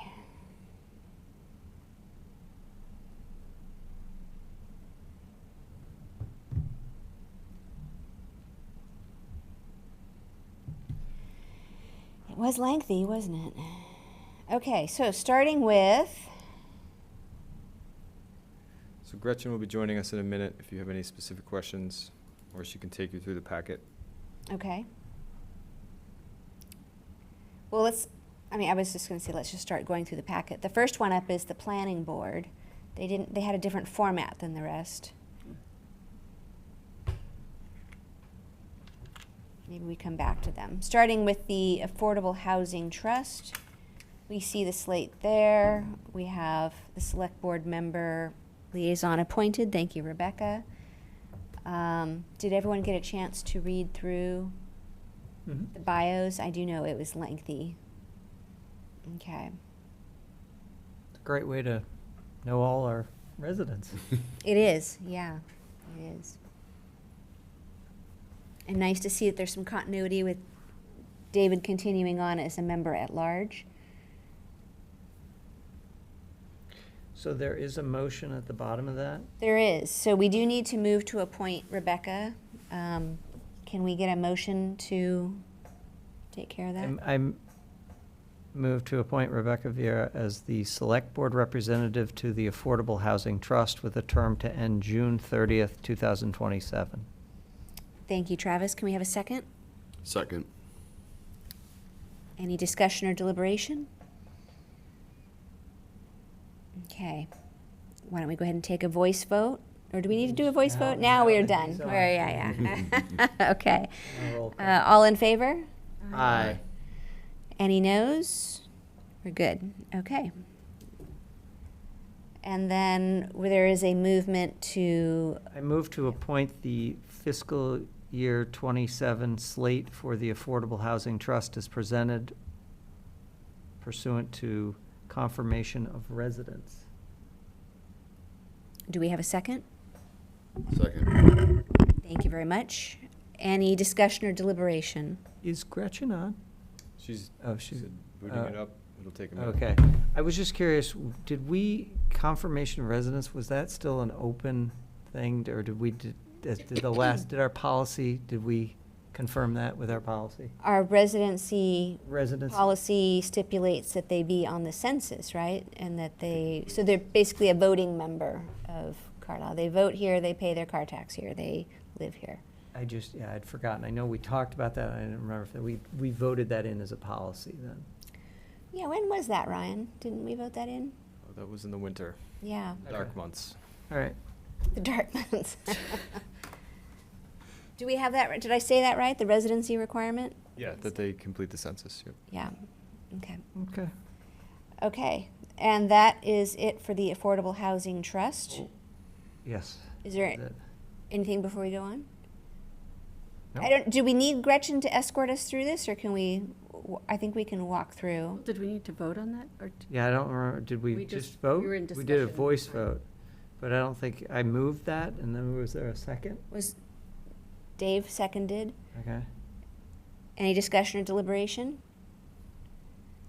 All in favor? Aye. Aye. Any noes? Okay. I think we're good to go.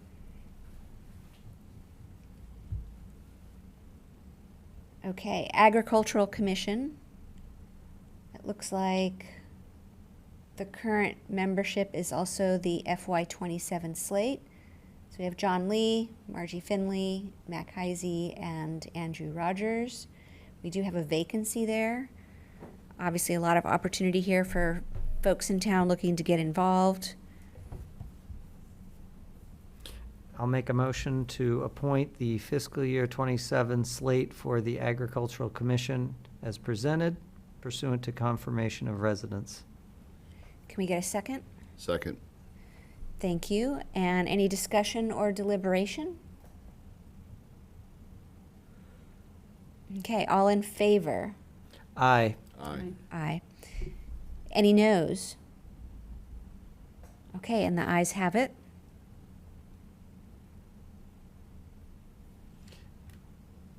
The Board of Registers, There's no change. no It's change. No similar change to- on that one. So we have a vacancy there as well. Here's where I would value Gretchen's leadership. Is she on, She Gretchen? is. Gretchen, Yep, hello. I just got here. Hi. Hey, sorry, we're running a little early on our agenda tonight. She's quite the fine. chairwoman. Yes, new chair. Yay, new chair. Yeah. So the Board of Registrars actually has some Massachusetts general law around it. Really, it's an entirely different appointment process. We include it here just because it has traditionally been included in the like fiscal year appointments in Carlisle, even that's not the way though it's supposed to be done. Really, the two party committees are supposed to give a list of people to the town clerk, and then from there, one of those people would be appointed. But that also is a process that's supposed to like happen in February, and no one wants to do this.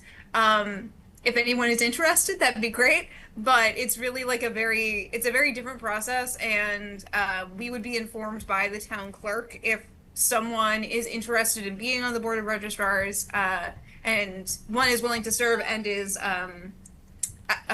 eligible to do so. We did have someone who was interested sometime last year, if I remember correctly, but they had not lived in town long enough, because you have to live in town like 9 months or something and be a registered voter in that municipality for something like 9 months or a year before you're allowed to be on the Board of Registrars. Okay, that's what I was going to ask. What eligibility criteria are, and what are the what exactly is the responsibilities of the registrars? What are they doing? Yeah, so good question. In Carlisle, they don't have a lot to do. Because we're a small town. So generally the registrars, if they're available, will help sometimes prepare for elections. So that can be preparing mailed ballots, other things that the town clerk's office might need help with. Their primary role, if it happens, so I think has only happened in Carlisle a couple of times, if it is found that someone is registered to vote or is saying that they live in Carlisle and they don't, and we are given, like the town clerk's office is given evidence that this person doesn't actually live here, and they should be removed from the voter roll, then if they do not elect to remove themselves from the voter roll after a nice letter that says, hey, we were told that you don't actually live here, and here are all of the reasons why, and we think that you should remove yourself from the voter roll and put yourself in your new municipality. If they choose not to do that, they can call a meeting of the Board of Registrars to sort of go over the case and determine whether that person should be a voter or not. Mm-hmm. Okay, got it. Yeah, I could see how that would be hopefully a very sporadic request. Yeah. Generally, like, not great divorces is where that comes out. Yeah. There was a line of questioning that we had a couple months ago. I remember Barney specifically asking this question where, she wanted to have language on the ballots that said, what a pro statement would look like and what a con, statement would look like. And Ashley was, on the line, and she was saying she'd have to look into what the state said, who could write those up, because for obvious reasons, that's, that could be hugely pivotal. And I don't remember what the answer was on that. Ryan or Gretchen, do you guys remember? Yeah, so that's the adoption of a mass general law that allows you to print pros and cons, and it is a deliberative process. So a person has to say that they're going to write it. They have to be accepted in order to write the opinion. And if usually a town says if no one is willing to do that or is nominated to do that, then town council writes it. Oh, I see. Either way. Okay, yeah, I was wondering if that might be an area where these the Office of the Registrars get involved, but it sounds like, or the Board of Registrars, but it sounds like maybe not. They have a role in recount oversight and other roles also. My recollection on that too wasn't so much the long, we've seen those in the periodicals or whatever, where they have the pro and the con and there's a long paragraph. It was more just a clarity on things like the debt exclusion vote that says a vote for this is this and a vote against is this, one sentence just for clarity. That's not allowed. That's not allowed. Yeah. Okay, well then there's the answer. Okay, and that is probably 5 more minutes than the Board of Registrars has ever gotten during a select board meeting. So. Okay.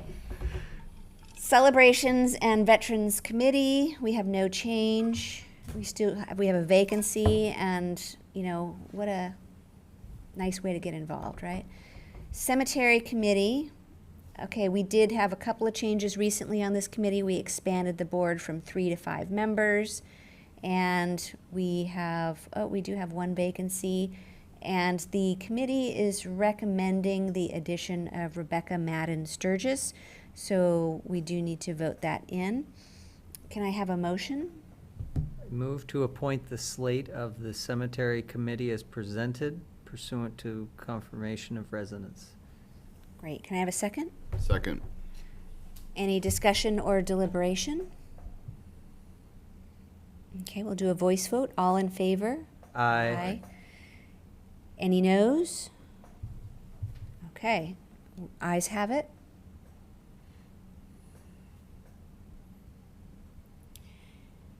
Scroll through all the bios.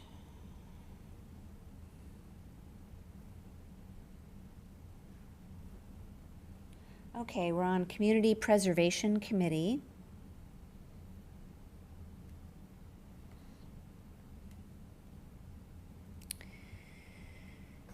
So we do have a select board representative. That was Rebecca kindly raised her hand for that one. So we do need to vote that in, and then we do need to vote in the remaining slate. But let me make sure. Gretchen, there's a lot of blanks here on this slate. Yes, so you have to appoint the Historical Commission, the Conservation Commission, the Housing Authority, and the Recreation Commission before they can vote for their representative. So you have to do this step tonight before those bodies can tell you who is going to be on the CPC, Okay. because you haven't appointed their full body yet. Does that make sense? Like, they can't reorganize until you appoint them. I see. Okay, and it's because the planning board is elected. We're not appointing them. Correct. And so they're already on. And they there. had Okay. their meeting last night. I see. Excellent. Okay. Okay, so can we get a motion? Sure, I'll keep doing all this, unless anyone wants to interject. it's You're the fine. new Barney. I am the new Barney, that's right. I move to nominate Rebecca Vera as the Select Board Representative to the Community Preservation Committee with a term to end June 30th, 2026. 7. 7. That should be 7. All Sorry. right, yes, I'm just reading, that's not good. All right, 27. Can we get a second? Second. Thank you. Any discussion or deliberation? Okay, all in favor? Aye. Any no votes? Okay, the ayes have it. And we have another motion. I move to appoint the slate of the Community Preservation Committee as presented pursuant to confirmation of, is that true, Gretchen? You'd have to confirm these residences? I mean, Not these Addie- particular ones. Addie wouldn't because she's Addie elected. is elected, so Yeah. that's already taken care of. And Karen, unless she's moved in the last 3 weeks, it's that I check for those things. Okay, pursuant in to case, confirmation of residence. Yeah. Okay. Thank you, Gretchen. Can we get a second? Second. Any discussion or deliberation? Okay, all in favor, we'll do a voice vote. Aye. Aye. Any no votes? Okay, the ayes have it. Okay, and we are moving on to, Hey, Eric. hey, Eric. We were running a little early tonight. Was there a particular agenda item you were hoping to catch? On it? Okay.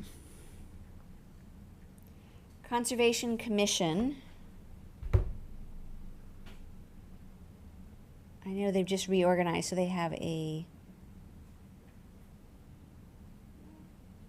like it's just a couple new members. Okay. Okay, can I get a motion on the Conservation Commission? I'm still scrolling because I. Okay, and then maybe I feel like we've just visited with these folks, so maybe if there's any discussion or deliberation first, let's take that up front. Got it. This is a very Okay. experienced commission. I move to appoint the Conservation Commission slate as presented pursuant to confirmation of residence. Do we have a second? Second. Any discussion or deliberation? Okay, we'll do a voice vote. All in favor? Aye. Any no votes? Okay, and the ayes have it.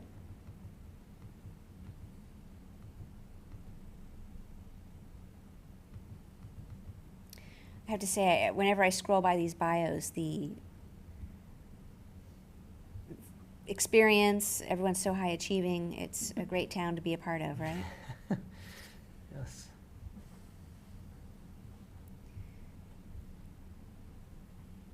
Okay, and we did note that there's a disclosure that Anthony Kazuski is related to Maddie, and I assume he will recuse himself. He goes forward and says that. Okay.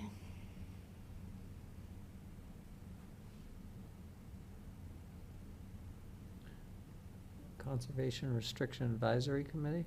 Yep, I'm still scrolling too. Page 79 of the.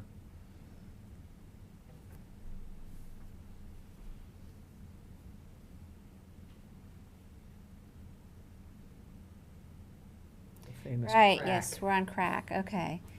Got it.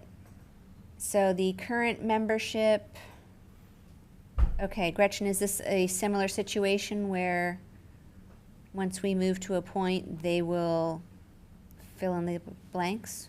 Yes, for the Trails Committee and the ConsCom, that is true.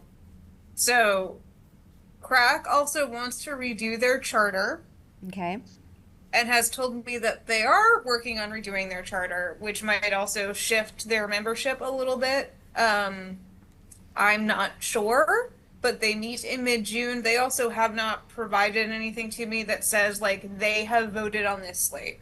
Obviously, they don't need to approve the representatives, right? But technically, they haven't. I assume that everyone's fine with Ken continuing. It seems to be like the same group of people pretty consistently, so I don't think it would be a problem. But they have not told me that like, yes, this is what we want as a group. they have not told you that this is what they want as a group? They haven't made a recommendation. They haven't made a recommendation. So we're still gonna move to a point? It is up to you. Well, I don't understand. We have Ken Hart is the only person, and then obviously Chris Gagus is on the planning board, so he's elected. And then the others, I don't follow as to what how we're appointing Yeah. them.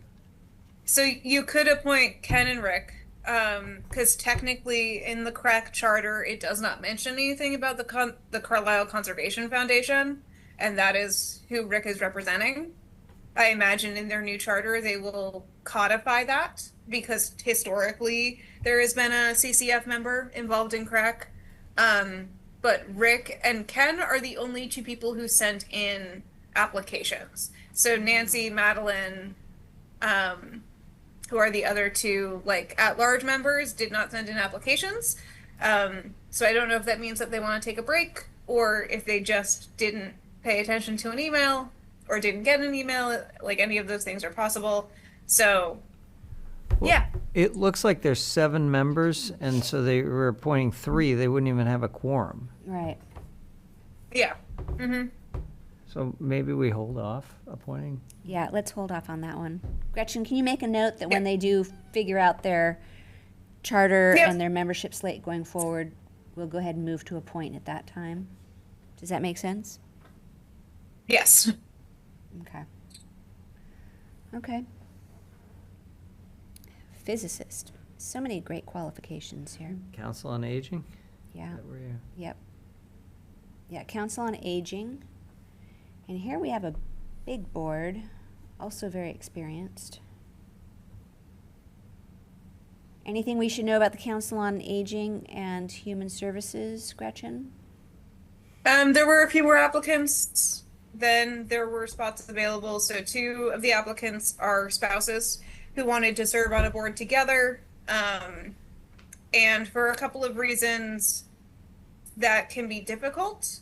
We do have another board where a husband and a wife serve together, but it can be difficult, just like OML kind of reasons.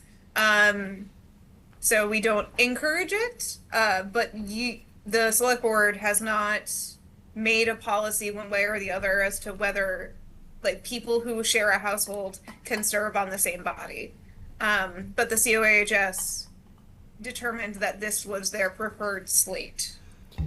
Just by way of historic context from the select board perspective, the only time we discussed this relative to one other issue where one candidate said, I will only serve if you put my spouse on, and we thought that that was inappropriate relative to a demand on that. But other than that, we haven't had an issue Okay. with it.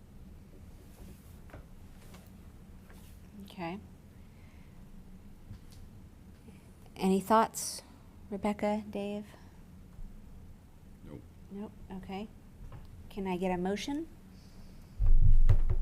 I move to appoint the Council on Aging and Human Services slate for 2027 as presented upon pursuant to confirmation of residents. Do we have a second? Second. Any discussion or deliberation? Okay, let's take a voice vote. All in favor? Aye. Any no votes? Okay, and the ayes have it.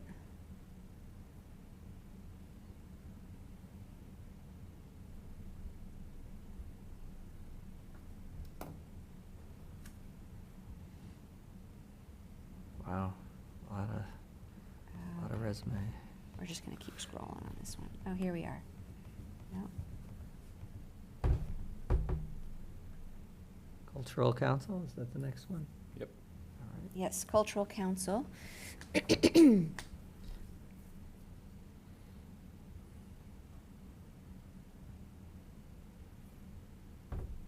Gretchen, what do we need to know about the Cultural Council? They're odd, but they're pretty standard. So What did because you say? They're an odd? MGL group, they're an MGL group, so they can have as few as 5 members and as many as 22. Oh, I see. That's what I mean by Okay. they're odd. not And then William Boards. Luther did apply also to the Cultural Council, but his so the application in which he also applied for the Cultural Council came in after the deadline, so the Cultural Council did not include it in their review at their meeting where they voted to recommend this slate. Okay. So do we want to hold off? Do we need to I- hold I- off? No, you like if he is interested and if the Cultural Council is interested, they can add a member at any time Right. They're gonna run the end of their because they term, can too. have 22. So All right. Remind me what the asterisk stands for? incumbent. They're the incumbent? Okay. Technically, Mark Levitan is kind of also an incumbent. that's what The Massachusetts- Massachusetts general law for cultural councils requires that you can serve 2 consecutive terms, I think, and then you have to take a break. Right, right. Yeah, that's what was messing So me he's up. coming Okay. out. He's coming back after his year break, sort of. Okay. They put term limits on. That's so interesting. Isn't that funny? Yeah, for Cultural Council. Not on themselves. Okay, can I get a motion? I move to appoint the 2027 slate for the Cultural Council as presented pursuant to confirmation of residents. Thank you, Travis. Do we have a second? Second. Is there any discussion or deliberation? Okay, let's do a voice vote. All in favor? Aye. Any no votes? Okay, and the ayes have it. Okay. Diamond Park. Nothing needed, that's just for your knowledge. Okay.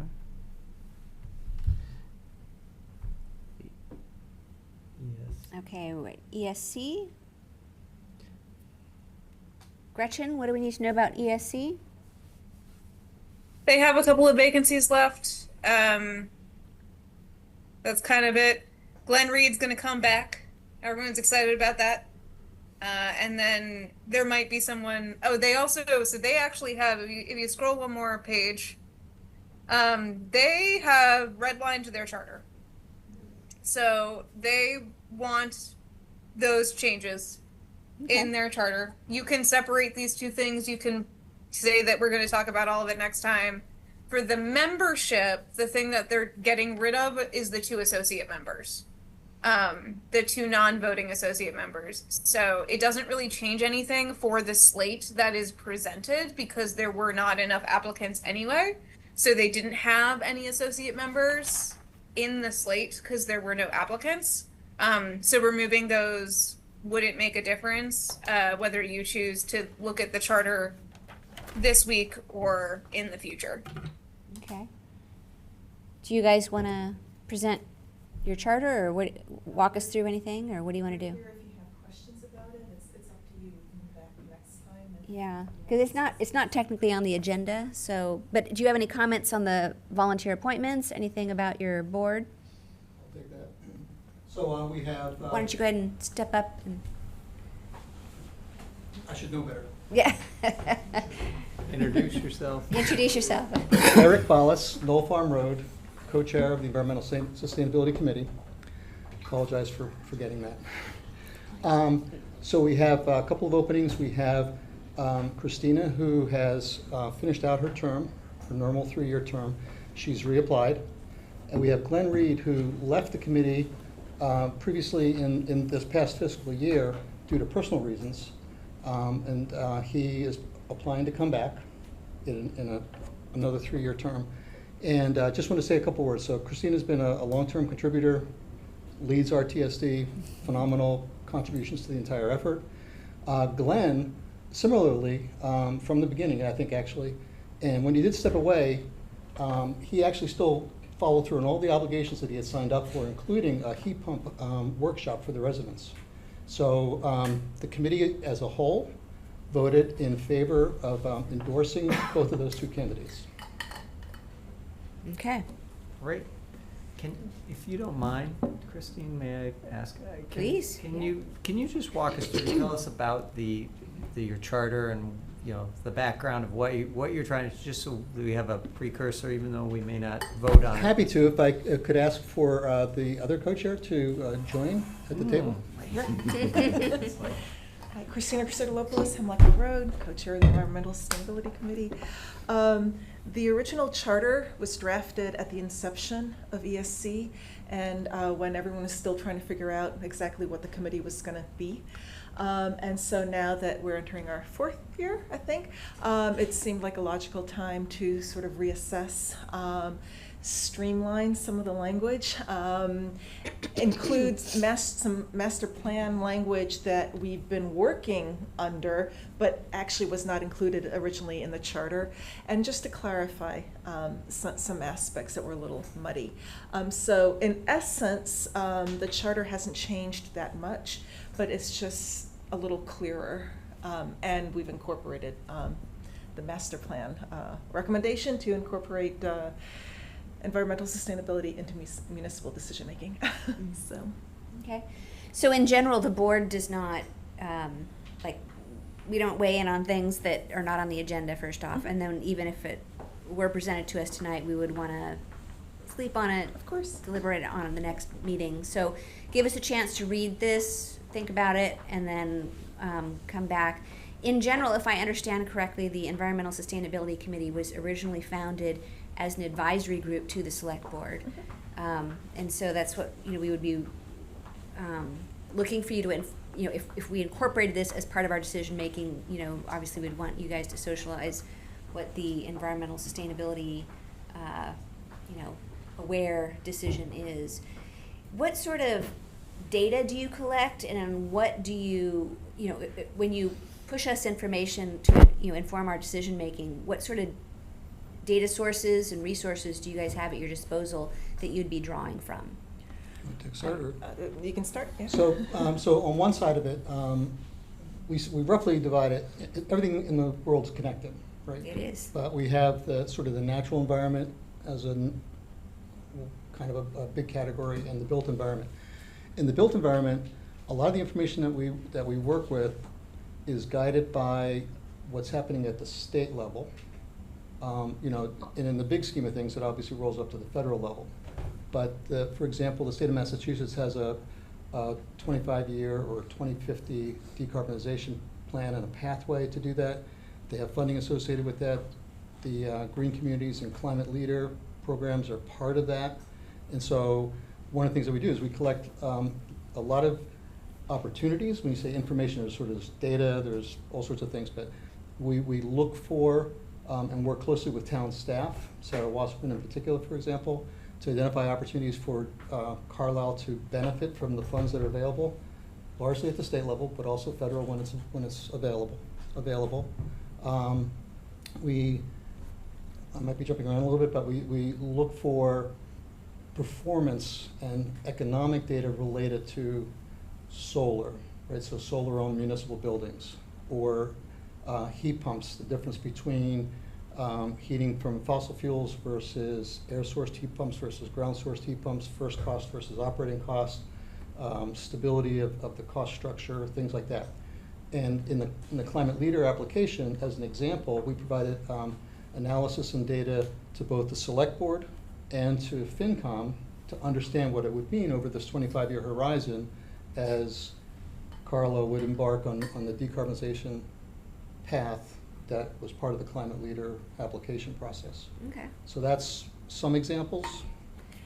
Yes, we also work with regional entities, with sort of our counterparts in some of our neighboring towns. We bring in sort of best current practices for conservation, and we're really trying to strengthen communication between committees, between departments, because environmental sustainability actually affects almost every aspect, even in ways that people may not think it does.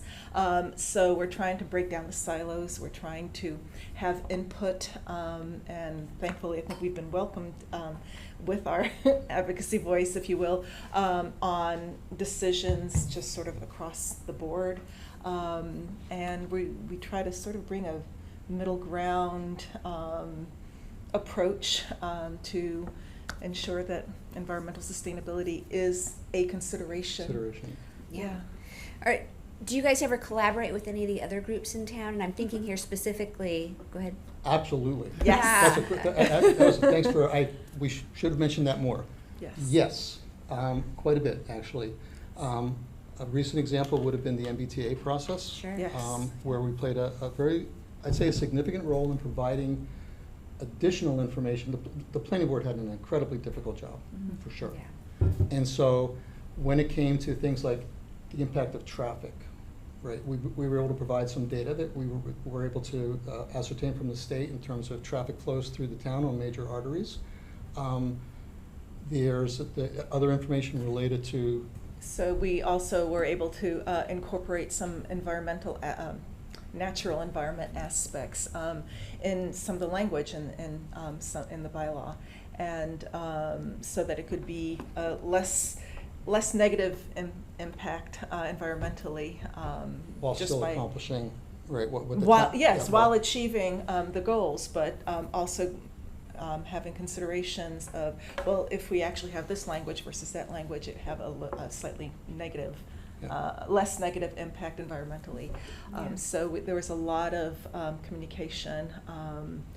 Going forward, I know the Transfer Station Action Committee has an ambitious goal to reduce solid waste in town. Yes. So that would be like an opportunity where you guys would get involved We and have advise us on. We already have a we do that. great- That's a collaboration. It's almost been from day one. Yeah, I we have think, a so. great working relationship with them. Okay. They have a liaison to us. He comes to a lot of our meetings. We work a lot.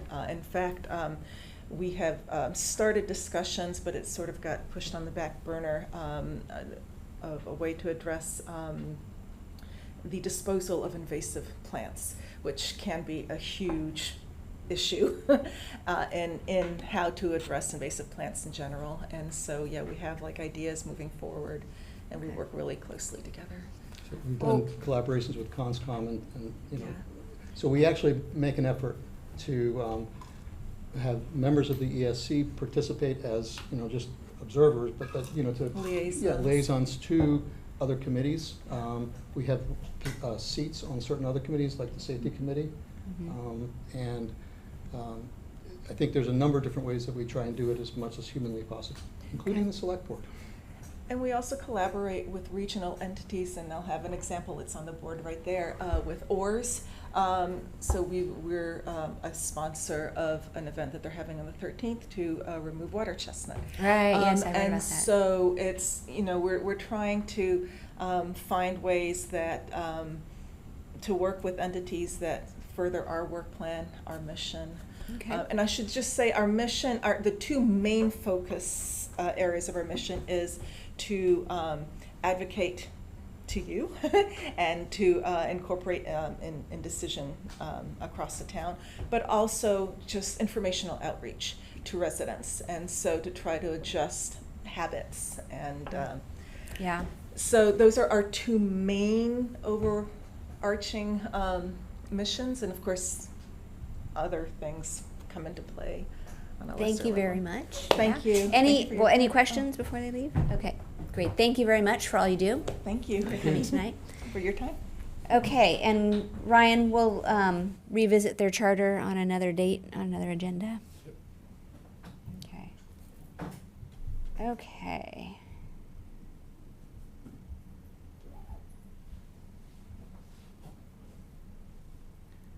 FinCom? FinCom. Did we vote on the ESC I'm glad you mentioned it. slate? Okay. I don't think so. Did we vote on the ESC slate? We didn't. You did not. Oh, Okay, thank you. Rebecca, Okay. You mind, hold up, you mind reading? do we have a motion on You that? Am I wanna make reading? The motion, yeah. Um, The motion. I move to appoint the Environmental Sustainability Committee slate as presented pursuant to confirmation of residents. Second. Thank you very much. Is there any discussion? We've already discussed. All in favor? Aye. Any no votes? Okay, the ayes have it. And now on to FinCom. This, maybe Gretchen could clarify. This, Gretchen, we have 2 vacancies here. Yes. So the only additional applicant was William Luther, who applied for a lot of things, because he's great and he's very interested in serving town.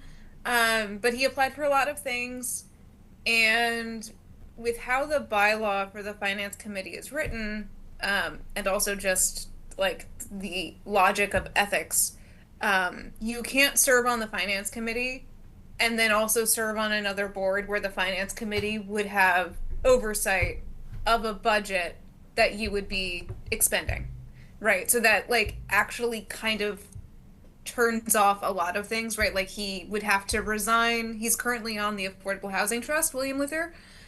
He would have to resign from the Affordable Housing Trust in that case because like they have a budget that's determined by the finance committee, right? Like you can't be on the finance committee and really be on anything else. Right. And when I informed him of that, he told me that he needed to think about it a little bit, which is totally justified.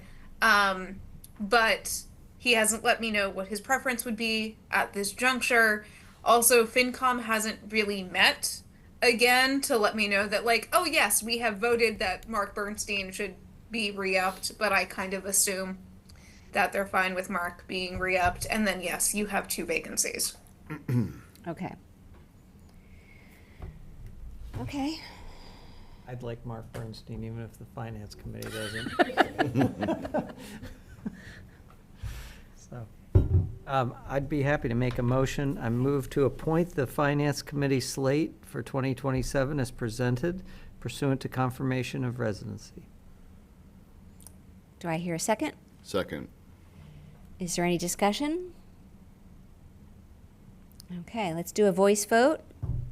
All in favor? Aye. Any no votes? Okay, the ayes have it.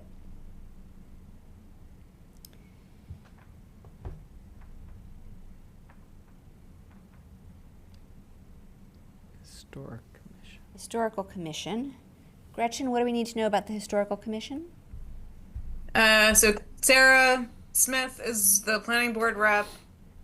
Historical Commission, also a little odd because in their bylaw it's written they can have 3 alternates. They have a lot of vacancies. They have, but like two of the vacancies are in the alternates, which it's an up to 3 alternates. So like that's a little weird. And then they have 1 vacancy for a full member. Okay. But Colby and Annette both agreed to re-up, but Annette staying as an alternate. She didn't want to be a full member. And William Luther applied here too? I think so, yep. Yep. Yeah. But he did not ultimately make the slate? What happened there? They didn't name him to the slate. Again, because he like has not informed us if he wants to be on FinCom more than he wants to be on anything else. Oh, I see. Okay. It's basically just like not included because I don't know what he wants to do. Right, right. Mm-hmm. So the thought is that we're gonna, once we understand what he wants, he'll come back and we'll just do a separate appointment. I got it now. Yep. I was thinking one of these, he would ultimately be named this late, but no, that hasn't been done yet. Okay.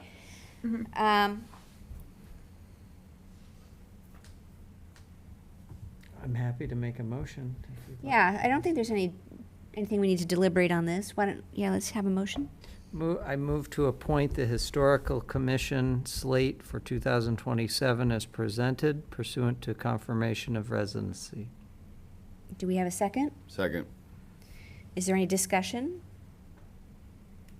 No. Okay, let's take a vote. Voice vote. Ayes? All in favor? Sorry, I couldn't remember. Any no votes? Okay, the ayes have it. Okay, that's it for FinCom. Or Historical, gosh, I'm tired.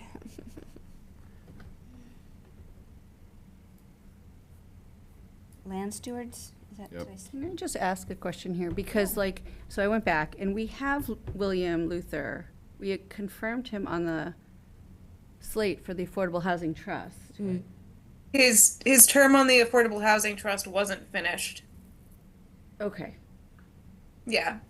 So then he couldn't do FinCom unless he resigns He'd from have to that? Is that- resign. Okay, Yeah. all right. He'd have to resign from the Affordable Housing Trust, which I think was part of why he wasn't sure that he wanted to do that. Okay. So we are just on hold then. All right. Yep. Okay. Thank you. Okay, Gretchen, we're on the Land Stewardship Committee. No change. There's No no change to the change Land Stewardship there. Committee because you already did it. Yeah, okay. The MFC. Looks like almost the same. We have 1 member swapped out.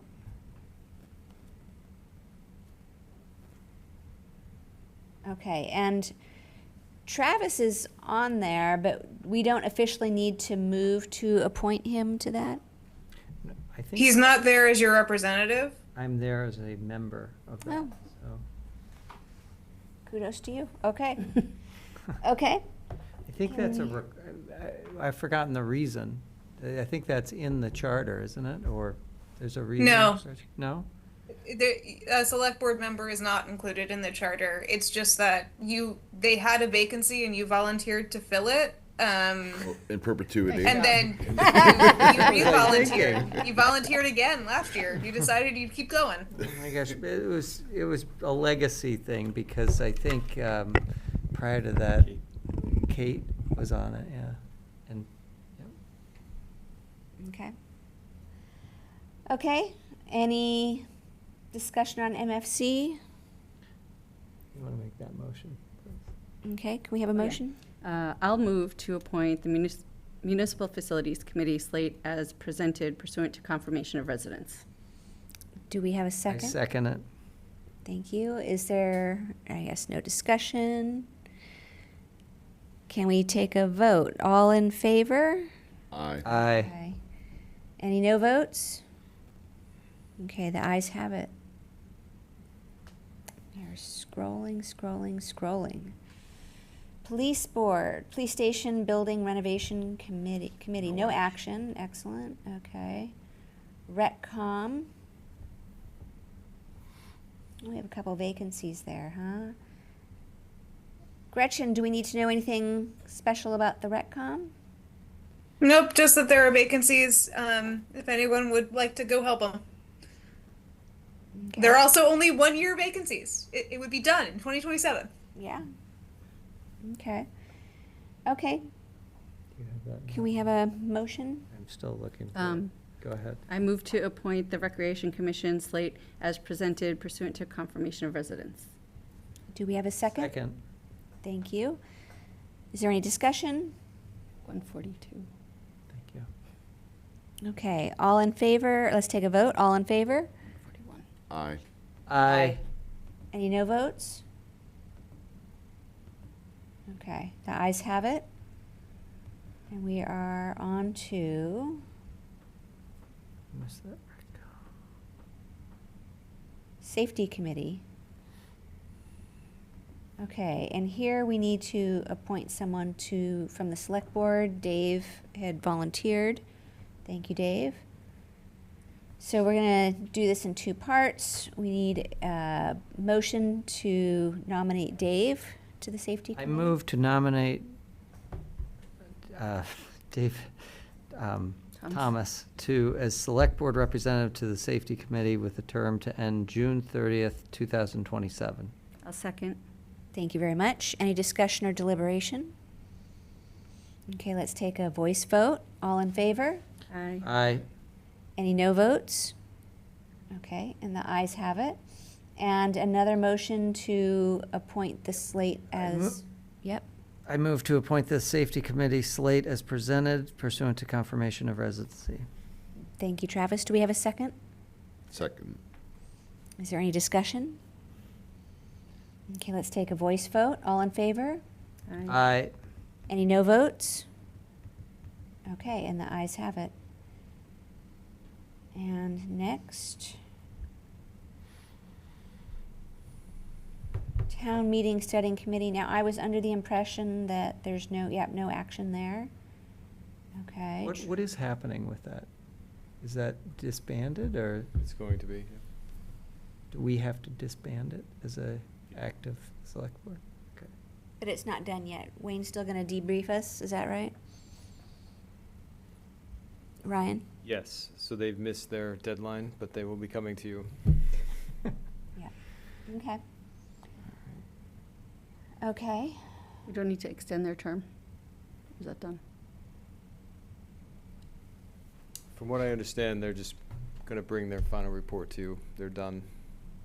But if that's not the case, then we can reappoint them. Okay. Trails Committee then? Is that next? Does that sound right, Mark? That sounds right? Okay. Mark's a member, so makes me feel better. Okay, Trails Committee. Gretchen, do we need to know anything about the Trails Committee? Not really. You expanded their membership, so now they have extra associate members. In their request, they also requested that their frequent volunteers be noted. They have been noted by staff, and therefore, those frequent volunteers are covered under the town's umbrella insurance. The most important thing. Yeah. Other than that, it's a lot of people are interested in the Trails Committee. So that's which is why they expanded the number of associate members. Because a lot of people want to go hang out with the Trails Committee because they're cool and they help the trails. It's great. Yeah. It is great. I appreciate all the recent blowdowns and how they cleaned it up right away on the trails I walk on. So are those all associate members that you're talking about, the friends of, or the addition that are not No, noted here? the associate members are the ones that are labeled associate. So that's Adam, Sarah, Michael, and Kath Hardcastle. Okay. And then they have 3 vacancies for the associates. Okay. And then the others are just not listed. They're just, Yeah, so they're included in the email. It's really that you don't need to appoint them as anything. It's that they have been noted by the town that they are frequent volunteers, and that's fine. okay. Okay. But that's new to me, that's why I was I'm curious about this, Gretchen, so when you talk about they're covered under in the town's insurance, so they're, by being just on the email list, they're now considered, So if something it's happens. really the responsibility of the body that is running the volunteers to keep a list of those volunteers. But if you are doing work for the town, in most cases, most usual cases, our insurance would cover the action of the volunteer. So if they, like, I don't know, accidentally broke something when they were working on a trail, insurance would cover that, right? But I mean, I meant that not in the bodily harm kind of way. I meant like accidentally like break, I don't know, a piece of the trail while they're working on it. So yeah, it's just a recommendation of our insurance company that the groups that have frequent volunteers have a list of those volunteers that is in the minutes of the meeting of the body. So like, it's more important that those names are in a Trails Committee meeting minute, in Trails Committee meeting minutes, than it is that it like come to you. Then we don't need to list them. Okay, thank you. Yeah. I move to appoint the Trails Committee slate for 2027 as presented pursuant to confirmation of residency. Thank you, Travis. Do we have a second? Second. Is there any discussion? Okay, let's take a voice vote. All in favor? Aye. Aye. Any no votes? Okay, the ayes have it.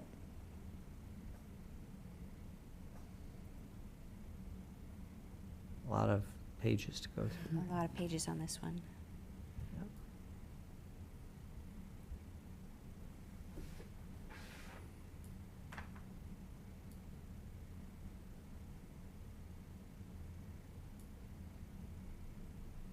Okay, Transfer Station Action Committee, is that the next? Mm-hmm. Okay, Gretchen, do we need to know anything about this committee? They have the two vacant associates, but other than that, they could not meet in time to give you a formal vote that recommended this slate, but the two incumbents were there, and a couple of the members, including the chair, met with Jeffrey Artsma. I hope I'm pronouncing that right. And they think that he will be a good fit, so they like had a conversation. So I think it's set to go. Okay. Great. Can I have a motion? I move to appoint the Transfer Station Action Committee slate for 2027 as presented pursuant to confirmation of residence. Okay, do we have a second? Second. Is there any discussion? Okay, let's take a voice vote. All in favor? Aye. Any no votes? Okay, the ayes have it.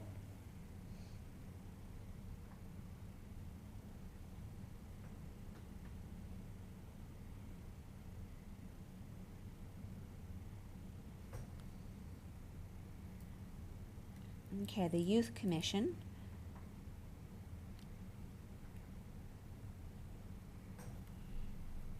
Okay. Gretchen, anything else about the Youth Commission that we should know? Nope, they're another MGL, so they could have up to 21 members, but this group has been working together really well for the last like year or two. So they would like this group to stay this group. Great, okay. Perfect. I move to appoint the Youth Commission slate for 2027 as presented pursuant to confirmation of residency. Do we have a second? Second. Is there any discussion? Okay, let's take a voice vote. All in favor? Aye. Any no votes? Okay, and the ayes have it. Okay, and the Zoning Board of Appeals. I have an error, I'm sorry. Okay, So when I copied over, I should have deleted Eric and Emmanuel because their terms are up in 2026. I see. So they're And what's left right now is Jay Lee. Jeez. Is the only member? Correct. So like there were no applicants. The only applicant was William Luther. So like maybe encourage him to join the ZBA. But again, like he can't like serve on multiple things if he wants to be on FinCom. So it's that I was still waiting to hear back from him for that. But yeah, so like currently it's only Jay Lee, and then there would be 2 vacancies. And Eric, I have not received another application. So Eric and Emmanuel haven't indicated that they're willing to serve again. Neither has Ian as an associate for the ZBA. It is written in there that an associate can serve as a voting member, which Travis knows better than I do, having been on the ZBA. But yes, currently your ZBA is a little anemic. Well, you need you need this board. I mean, know, there are yeah. things Yeah. that legally that come before the town that people want an appeal, and so I'd be willing to volunteer to be a member of the Zoning Board of Appeals. very good of you, Travis. We don't need a select board designee, so you just be a member at large. Is that right? Yeah, yes, I'm not a liaison, I'd be the Yeah. actual member. Okay. Gretchen, did you get that? Well, Yep. you could amend it, someone who could make a motion would just Right. amend. But there still would not be a quorum, Travis. Well, Right. what about Kyle? 2 people would be a quorum technically, right? Because it's a Oh. 3-member board. Okay. Yeah, I Okay. don't remember true, Could Kyle be persuaded? I thought it's to- a 5-member board, but 3 constituted the quorum. Maybe I'm wrong about that. Perhaps Kyle could be persuaded to be a full member. Right. Well, I think we're gonna have to hold off on Yeah. that, but you can put me down for that. Okay. Well, thank you, Travis. Okay, so we'll revisit that as an agenda item for another time. Okay, and with that, somehow now we're 2 minutes over for TA report. Ryan, you're on. All right, thank you, That was a long Gretchen. That's a process. lot of work. Yeah. Marathon. Yeah, and just seeing some of those committees and knowing the work they do, it's incredible that like you have zero problem filling the TSAC and the Youth Commission. I mean, it's amazing volunteerism. So I do appreciate that. But you're here for the town administrator report, so I'll begin that now. We're holding a town administrator coffee hour June 16th right outside. It's not going to rain next week, 10 a.m. And we're looking for any residents who want to come in. I usually get a few, and I'm sure people have some comments and thoughts about town meeting or anything coming up this summer. In terms of our human resources report, the main item here from Aubrey was the appointment request for Deputy Chief Andrew Booth, who you did appoint tonight. And it was just noted he was a longtime member of the department and more than 2 decades of service to the community, having begun his police career in 1999 and promoted to sergeant in 2013, so a leadership position for more than 13 years. We also have a new summer fun co-director joining us this summer, Jean, who's been an education professional for 30 years with extensive experience in program development, student supervision, and team leadership, including creating the senior project at Maynard High School and co-developing its advisory system. So this position will be assisting Holly with the summer fun program. It was a service and resident request, and it comes from the funding fees from summer fun, so it is not a budget hit. We also made an offer recently to a DPW laborer position, so that is the vacant position that we hope to fill. Still have to pass physical examination and drug test for the CDL licensing, so not finalized there. And we do need COHS van drivers, so if you know people who like to do good in the community and drive our fun vans, let us know so we can have someone do that. Aubrey also would like to thank the Select Board for its commitment to employees by approving the latest version of the personnel policies on May 26th. This has been done and communicated to the staff. And now we get to do the harder ones and discuss that as we were waiting for our new Select Board members. So we're going to be discussing personnel policies, which is riveting and exciting, and we're happy to have you do it with us. For department updates and information, state budget update, the Senate passed its version of the state budget, which includes a significant increase in local aid, more than we projected in the budget that went to town meeting. There still has to be the consensus budget between the Senate and the House, so we don't know where those numbers are going to fall. But if they do stay at the Senate level, then our state aid is higher than projected, so it would lower the tax impact we presented at town meeting. That does increase our confidence in our projected average tax bill increase. And additionally, we're tracking several earmark requests that are under consideration in both the House and Senate budgets, which would allow us to not have to spend free cash on some of our capital items. And we're hoping that those go through. Examples include the walkway and wall projects at the school. If we didn't have to spend MFC money or capital money on that, then we can get other projects done or return the money to free cash. Thanks to our great conservation team, we recently received news that the Commonwealth is going to fund the inspection of Cranberry Bog Dam #1. They already are and have completed their inspection of Curve Street Dam, and spoiler alert, it's not good. But combined, these grants saved the town nearly $14,000. I will note that you will be talking a lot about dams in the coming year, so I will try to get you the information you need for both Curve Street and Dam #1. We did receive a clean single audit. The single audit is required for the town when we spend federal funds. This is heavily managed by Kelly. It is Kelly's focus, and the credit goes to her for us getting this clean report. The reason why we need this is the last year of ARPA spending. The ARPA was a great benefit to the town, but we have run out of that great benefit, and since we're closing that out, in addition to the money that we spend on the federal school lunch program, we need the single audit. However, next year we don't think we'll need one, so that's just one more requirement that we don't have to fill, which is nice. You were noticed of an environmental sampling. The Golden Environmental Consultants were testing water on town property, mainly the library and the center garden. Why can't I think of that?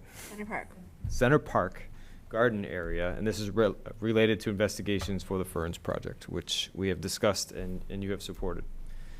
Also, the Transfer Station Action Committee is requesting or adding signs that request that residents don't dispose of food waste in the regular trash. This was a conversation that you had with the TSAC a couple times this spring, and they took a picture of it and they put it in my report for you to look at.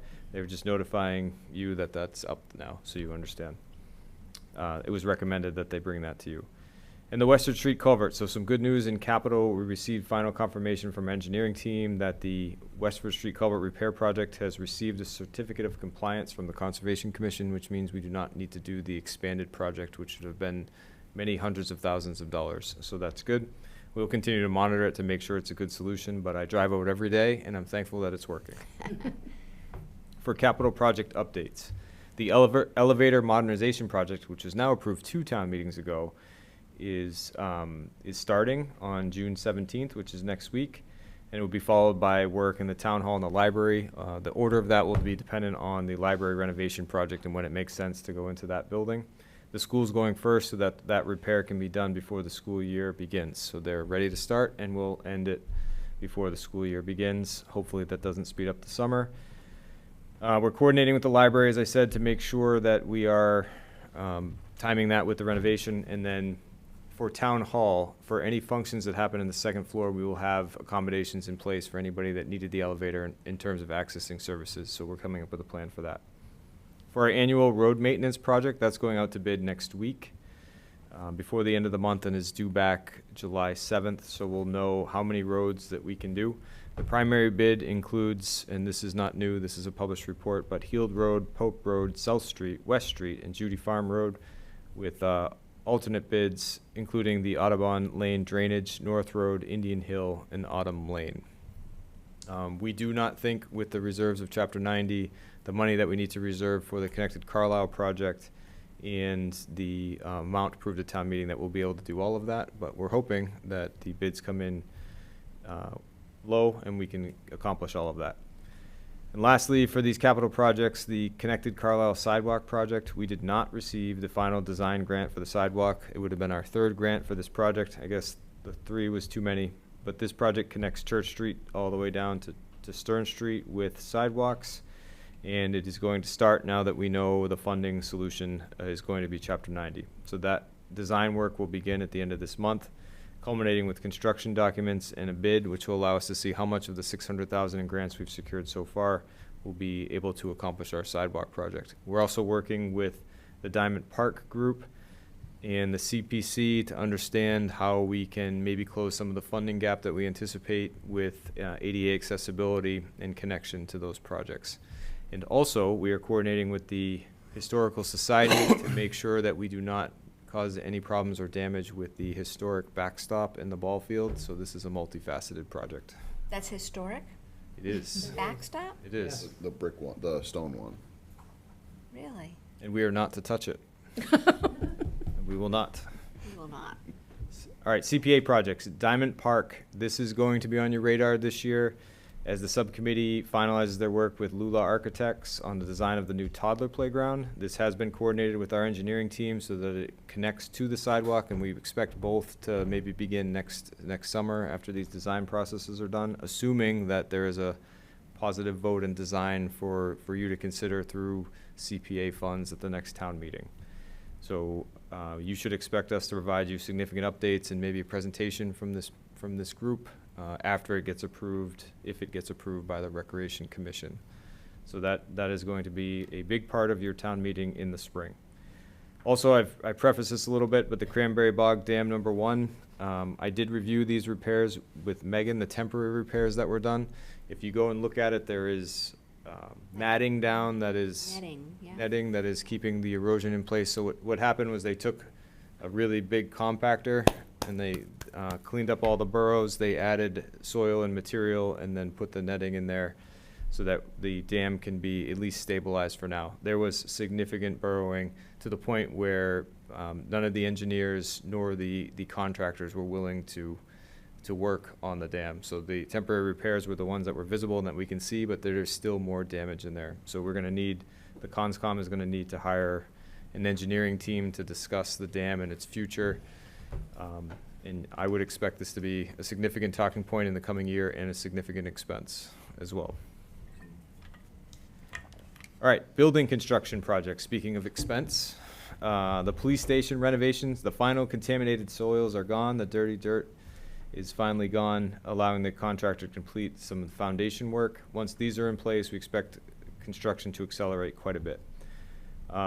Weather conditions and the discovery of contaminated soils have impacted the schedule, resulting in what we think will be an anticipation and extension of the completion date, but we do think the project remains within its contingency budget. So more time, but not necessarily a ton more cost.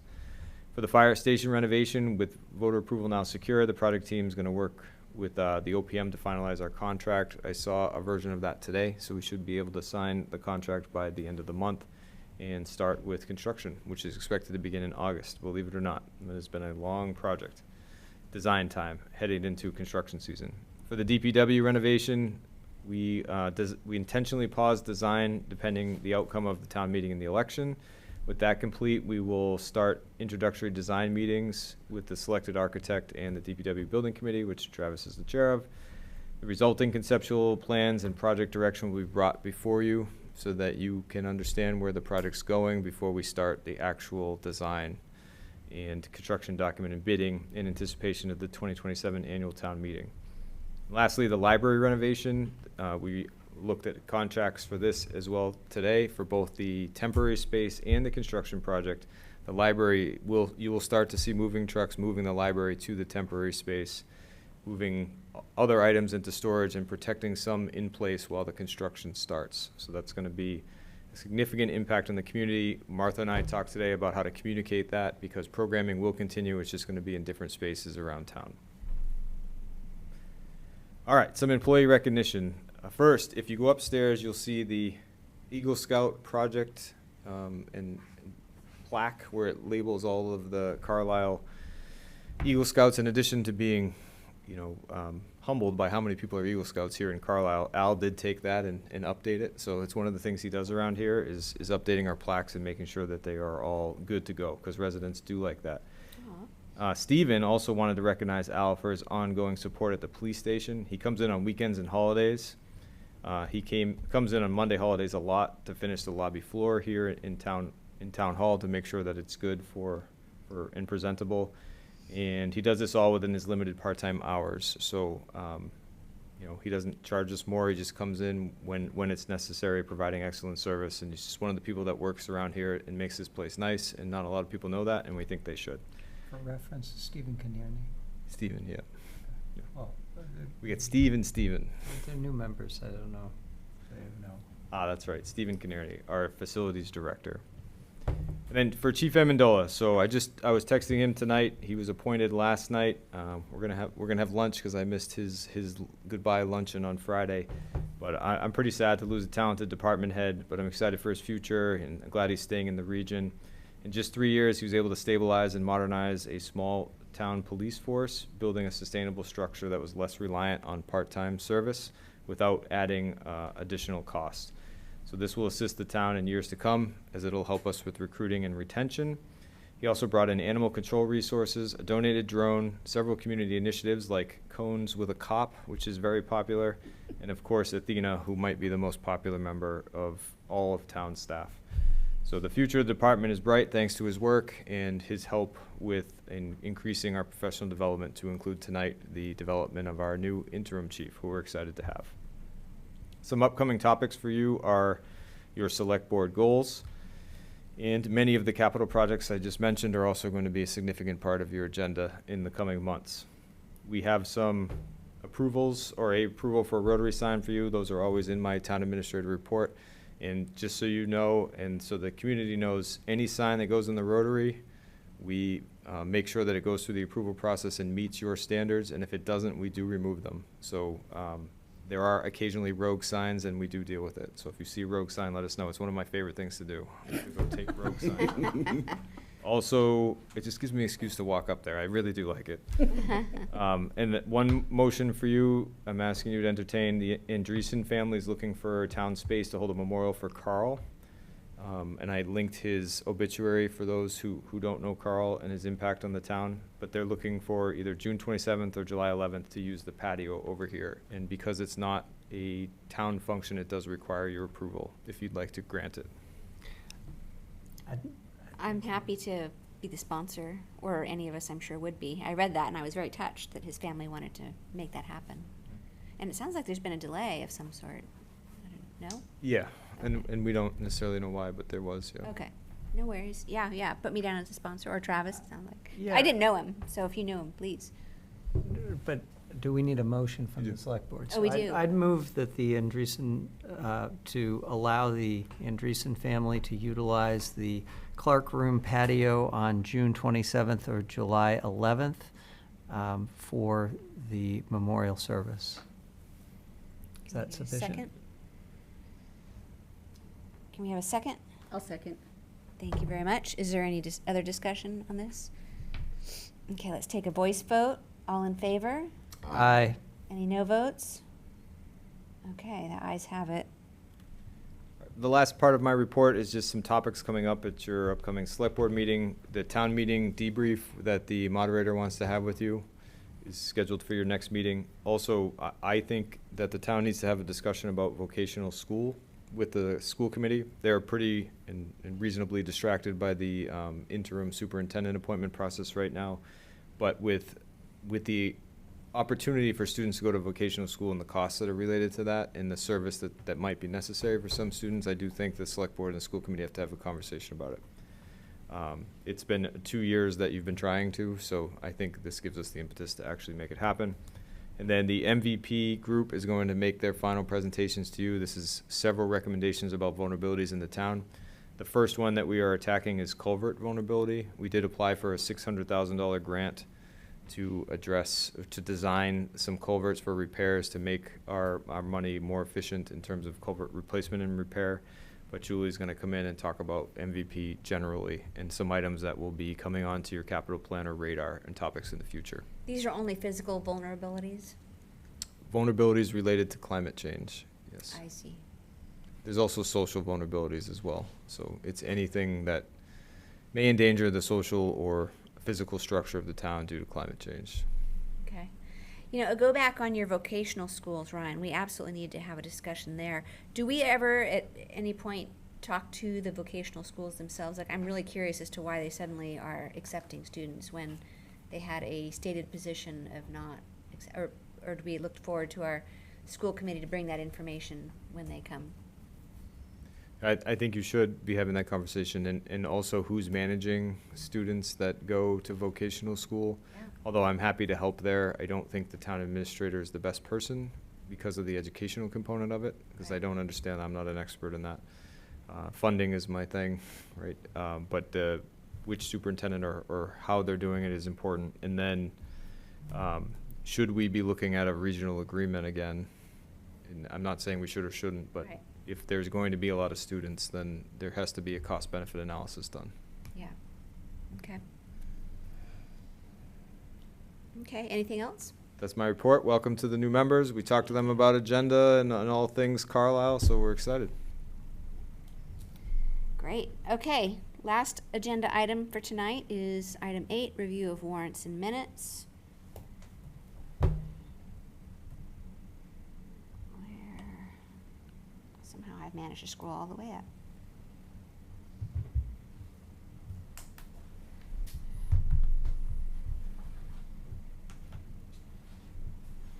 Mark, you can't bail now. We're so close. Good night, Mark.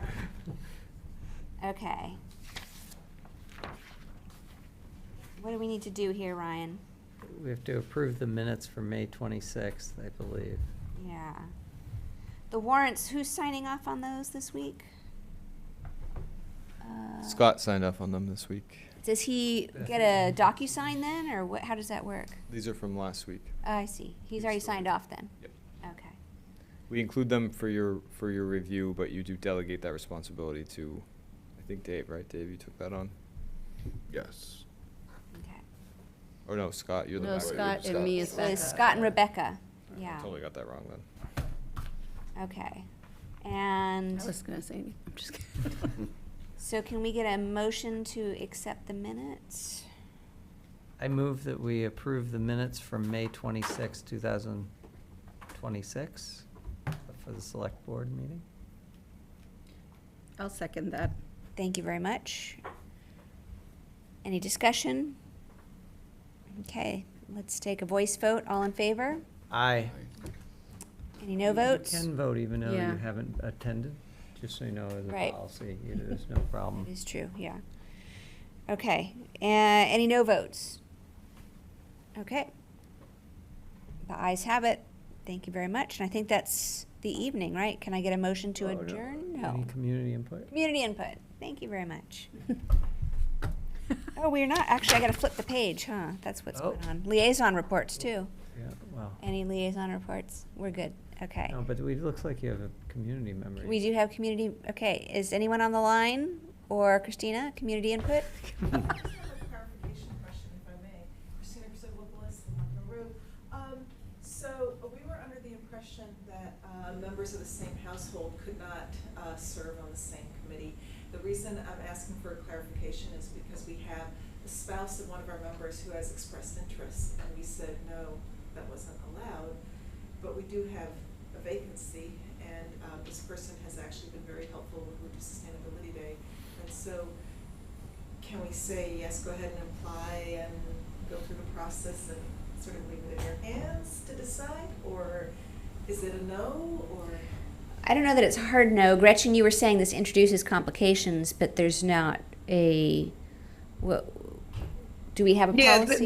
there's no policy against it. And Susan and Scott Evans serve together on the Celebrations Veterans Committee. So they're the only other that I am aware of where two people in the same household are serving.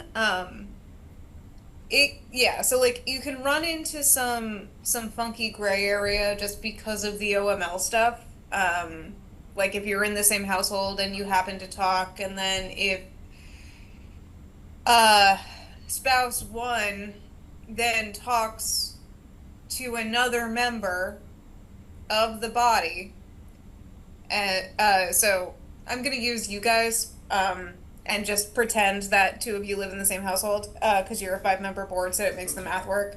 So if two of you live in the same household, and one of you is Christine, and then Christine goes and talks to Travis, who's outside of her household. Well, now we have a problem because you've deliberated with a quorum, right? So like if you tell another member about a conversation that you had at home about a thing about the public body or an item that came before the public body, and then you go tell that to somebody else on the board or committee outside of a public meeting, then like you kind of walked into an OML problem because you kind of deliberated with a quorum.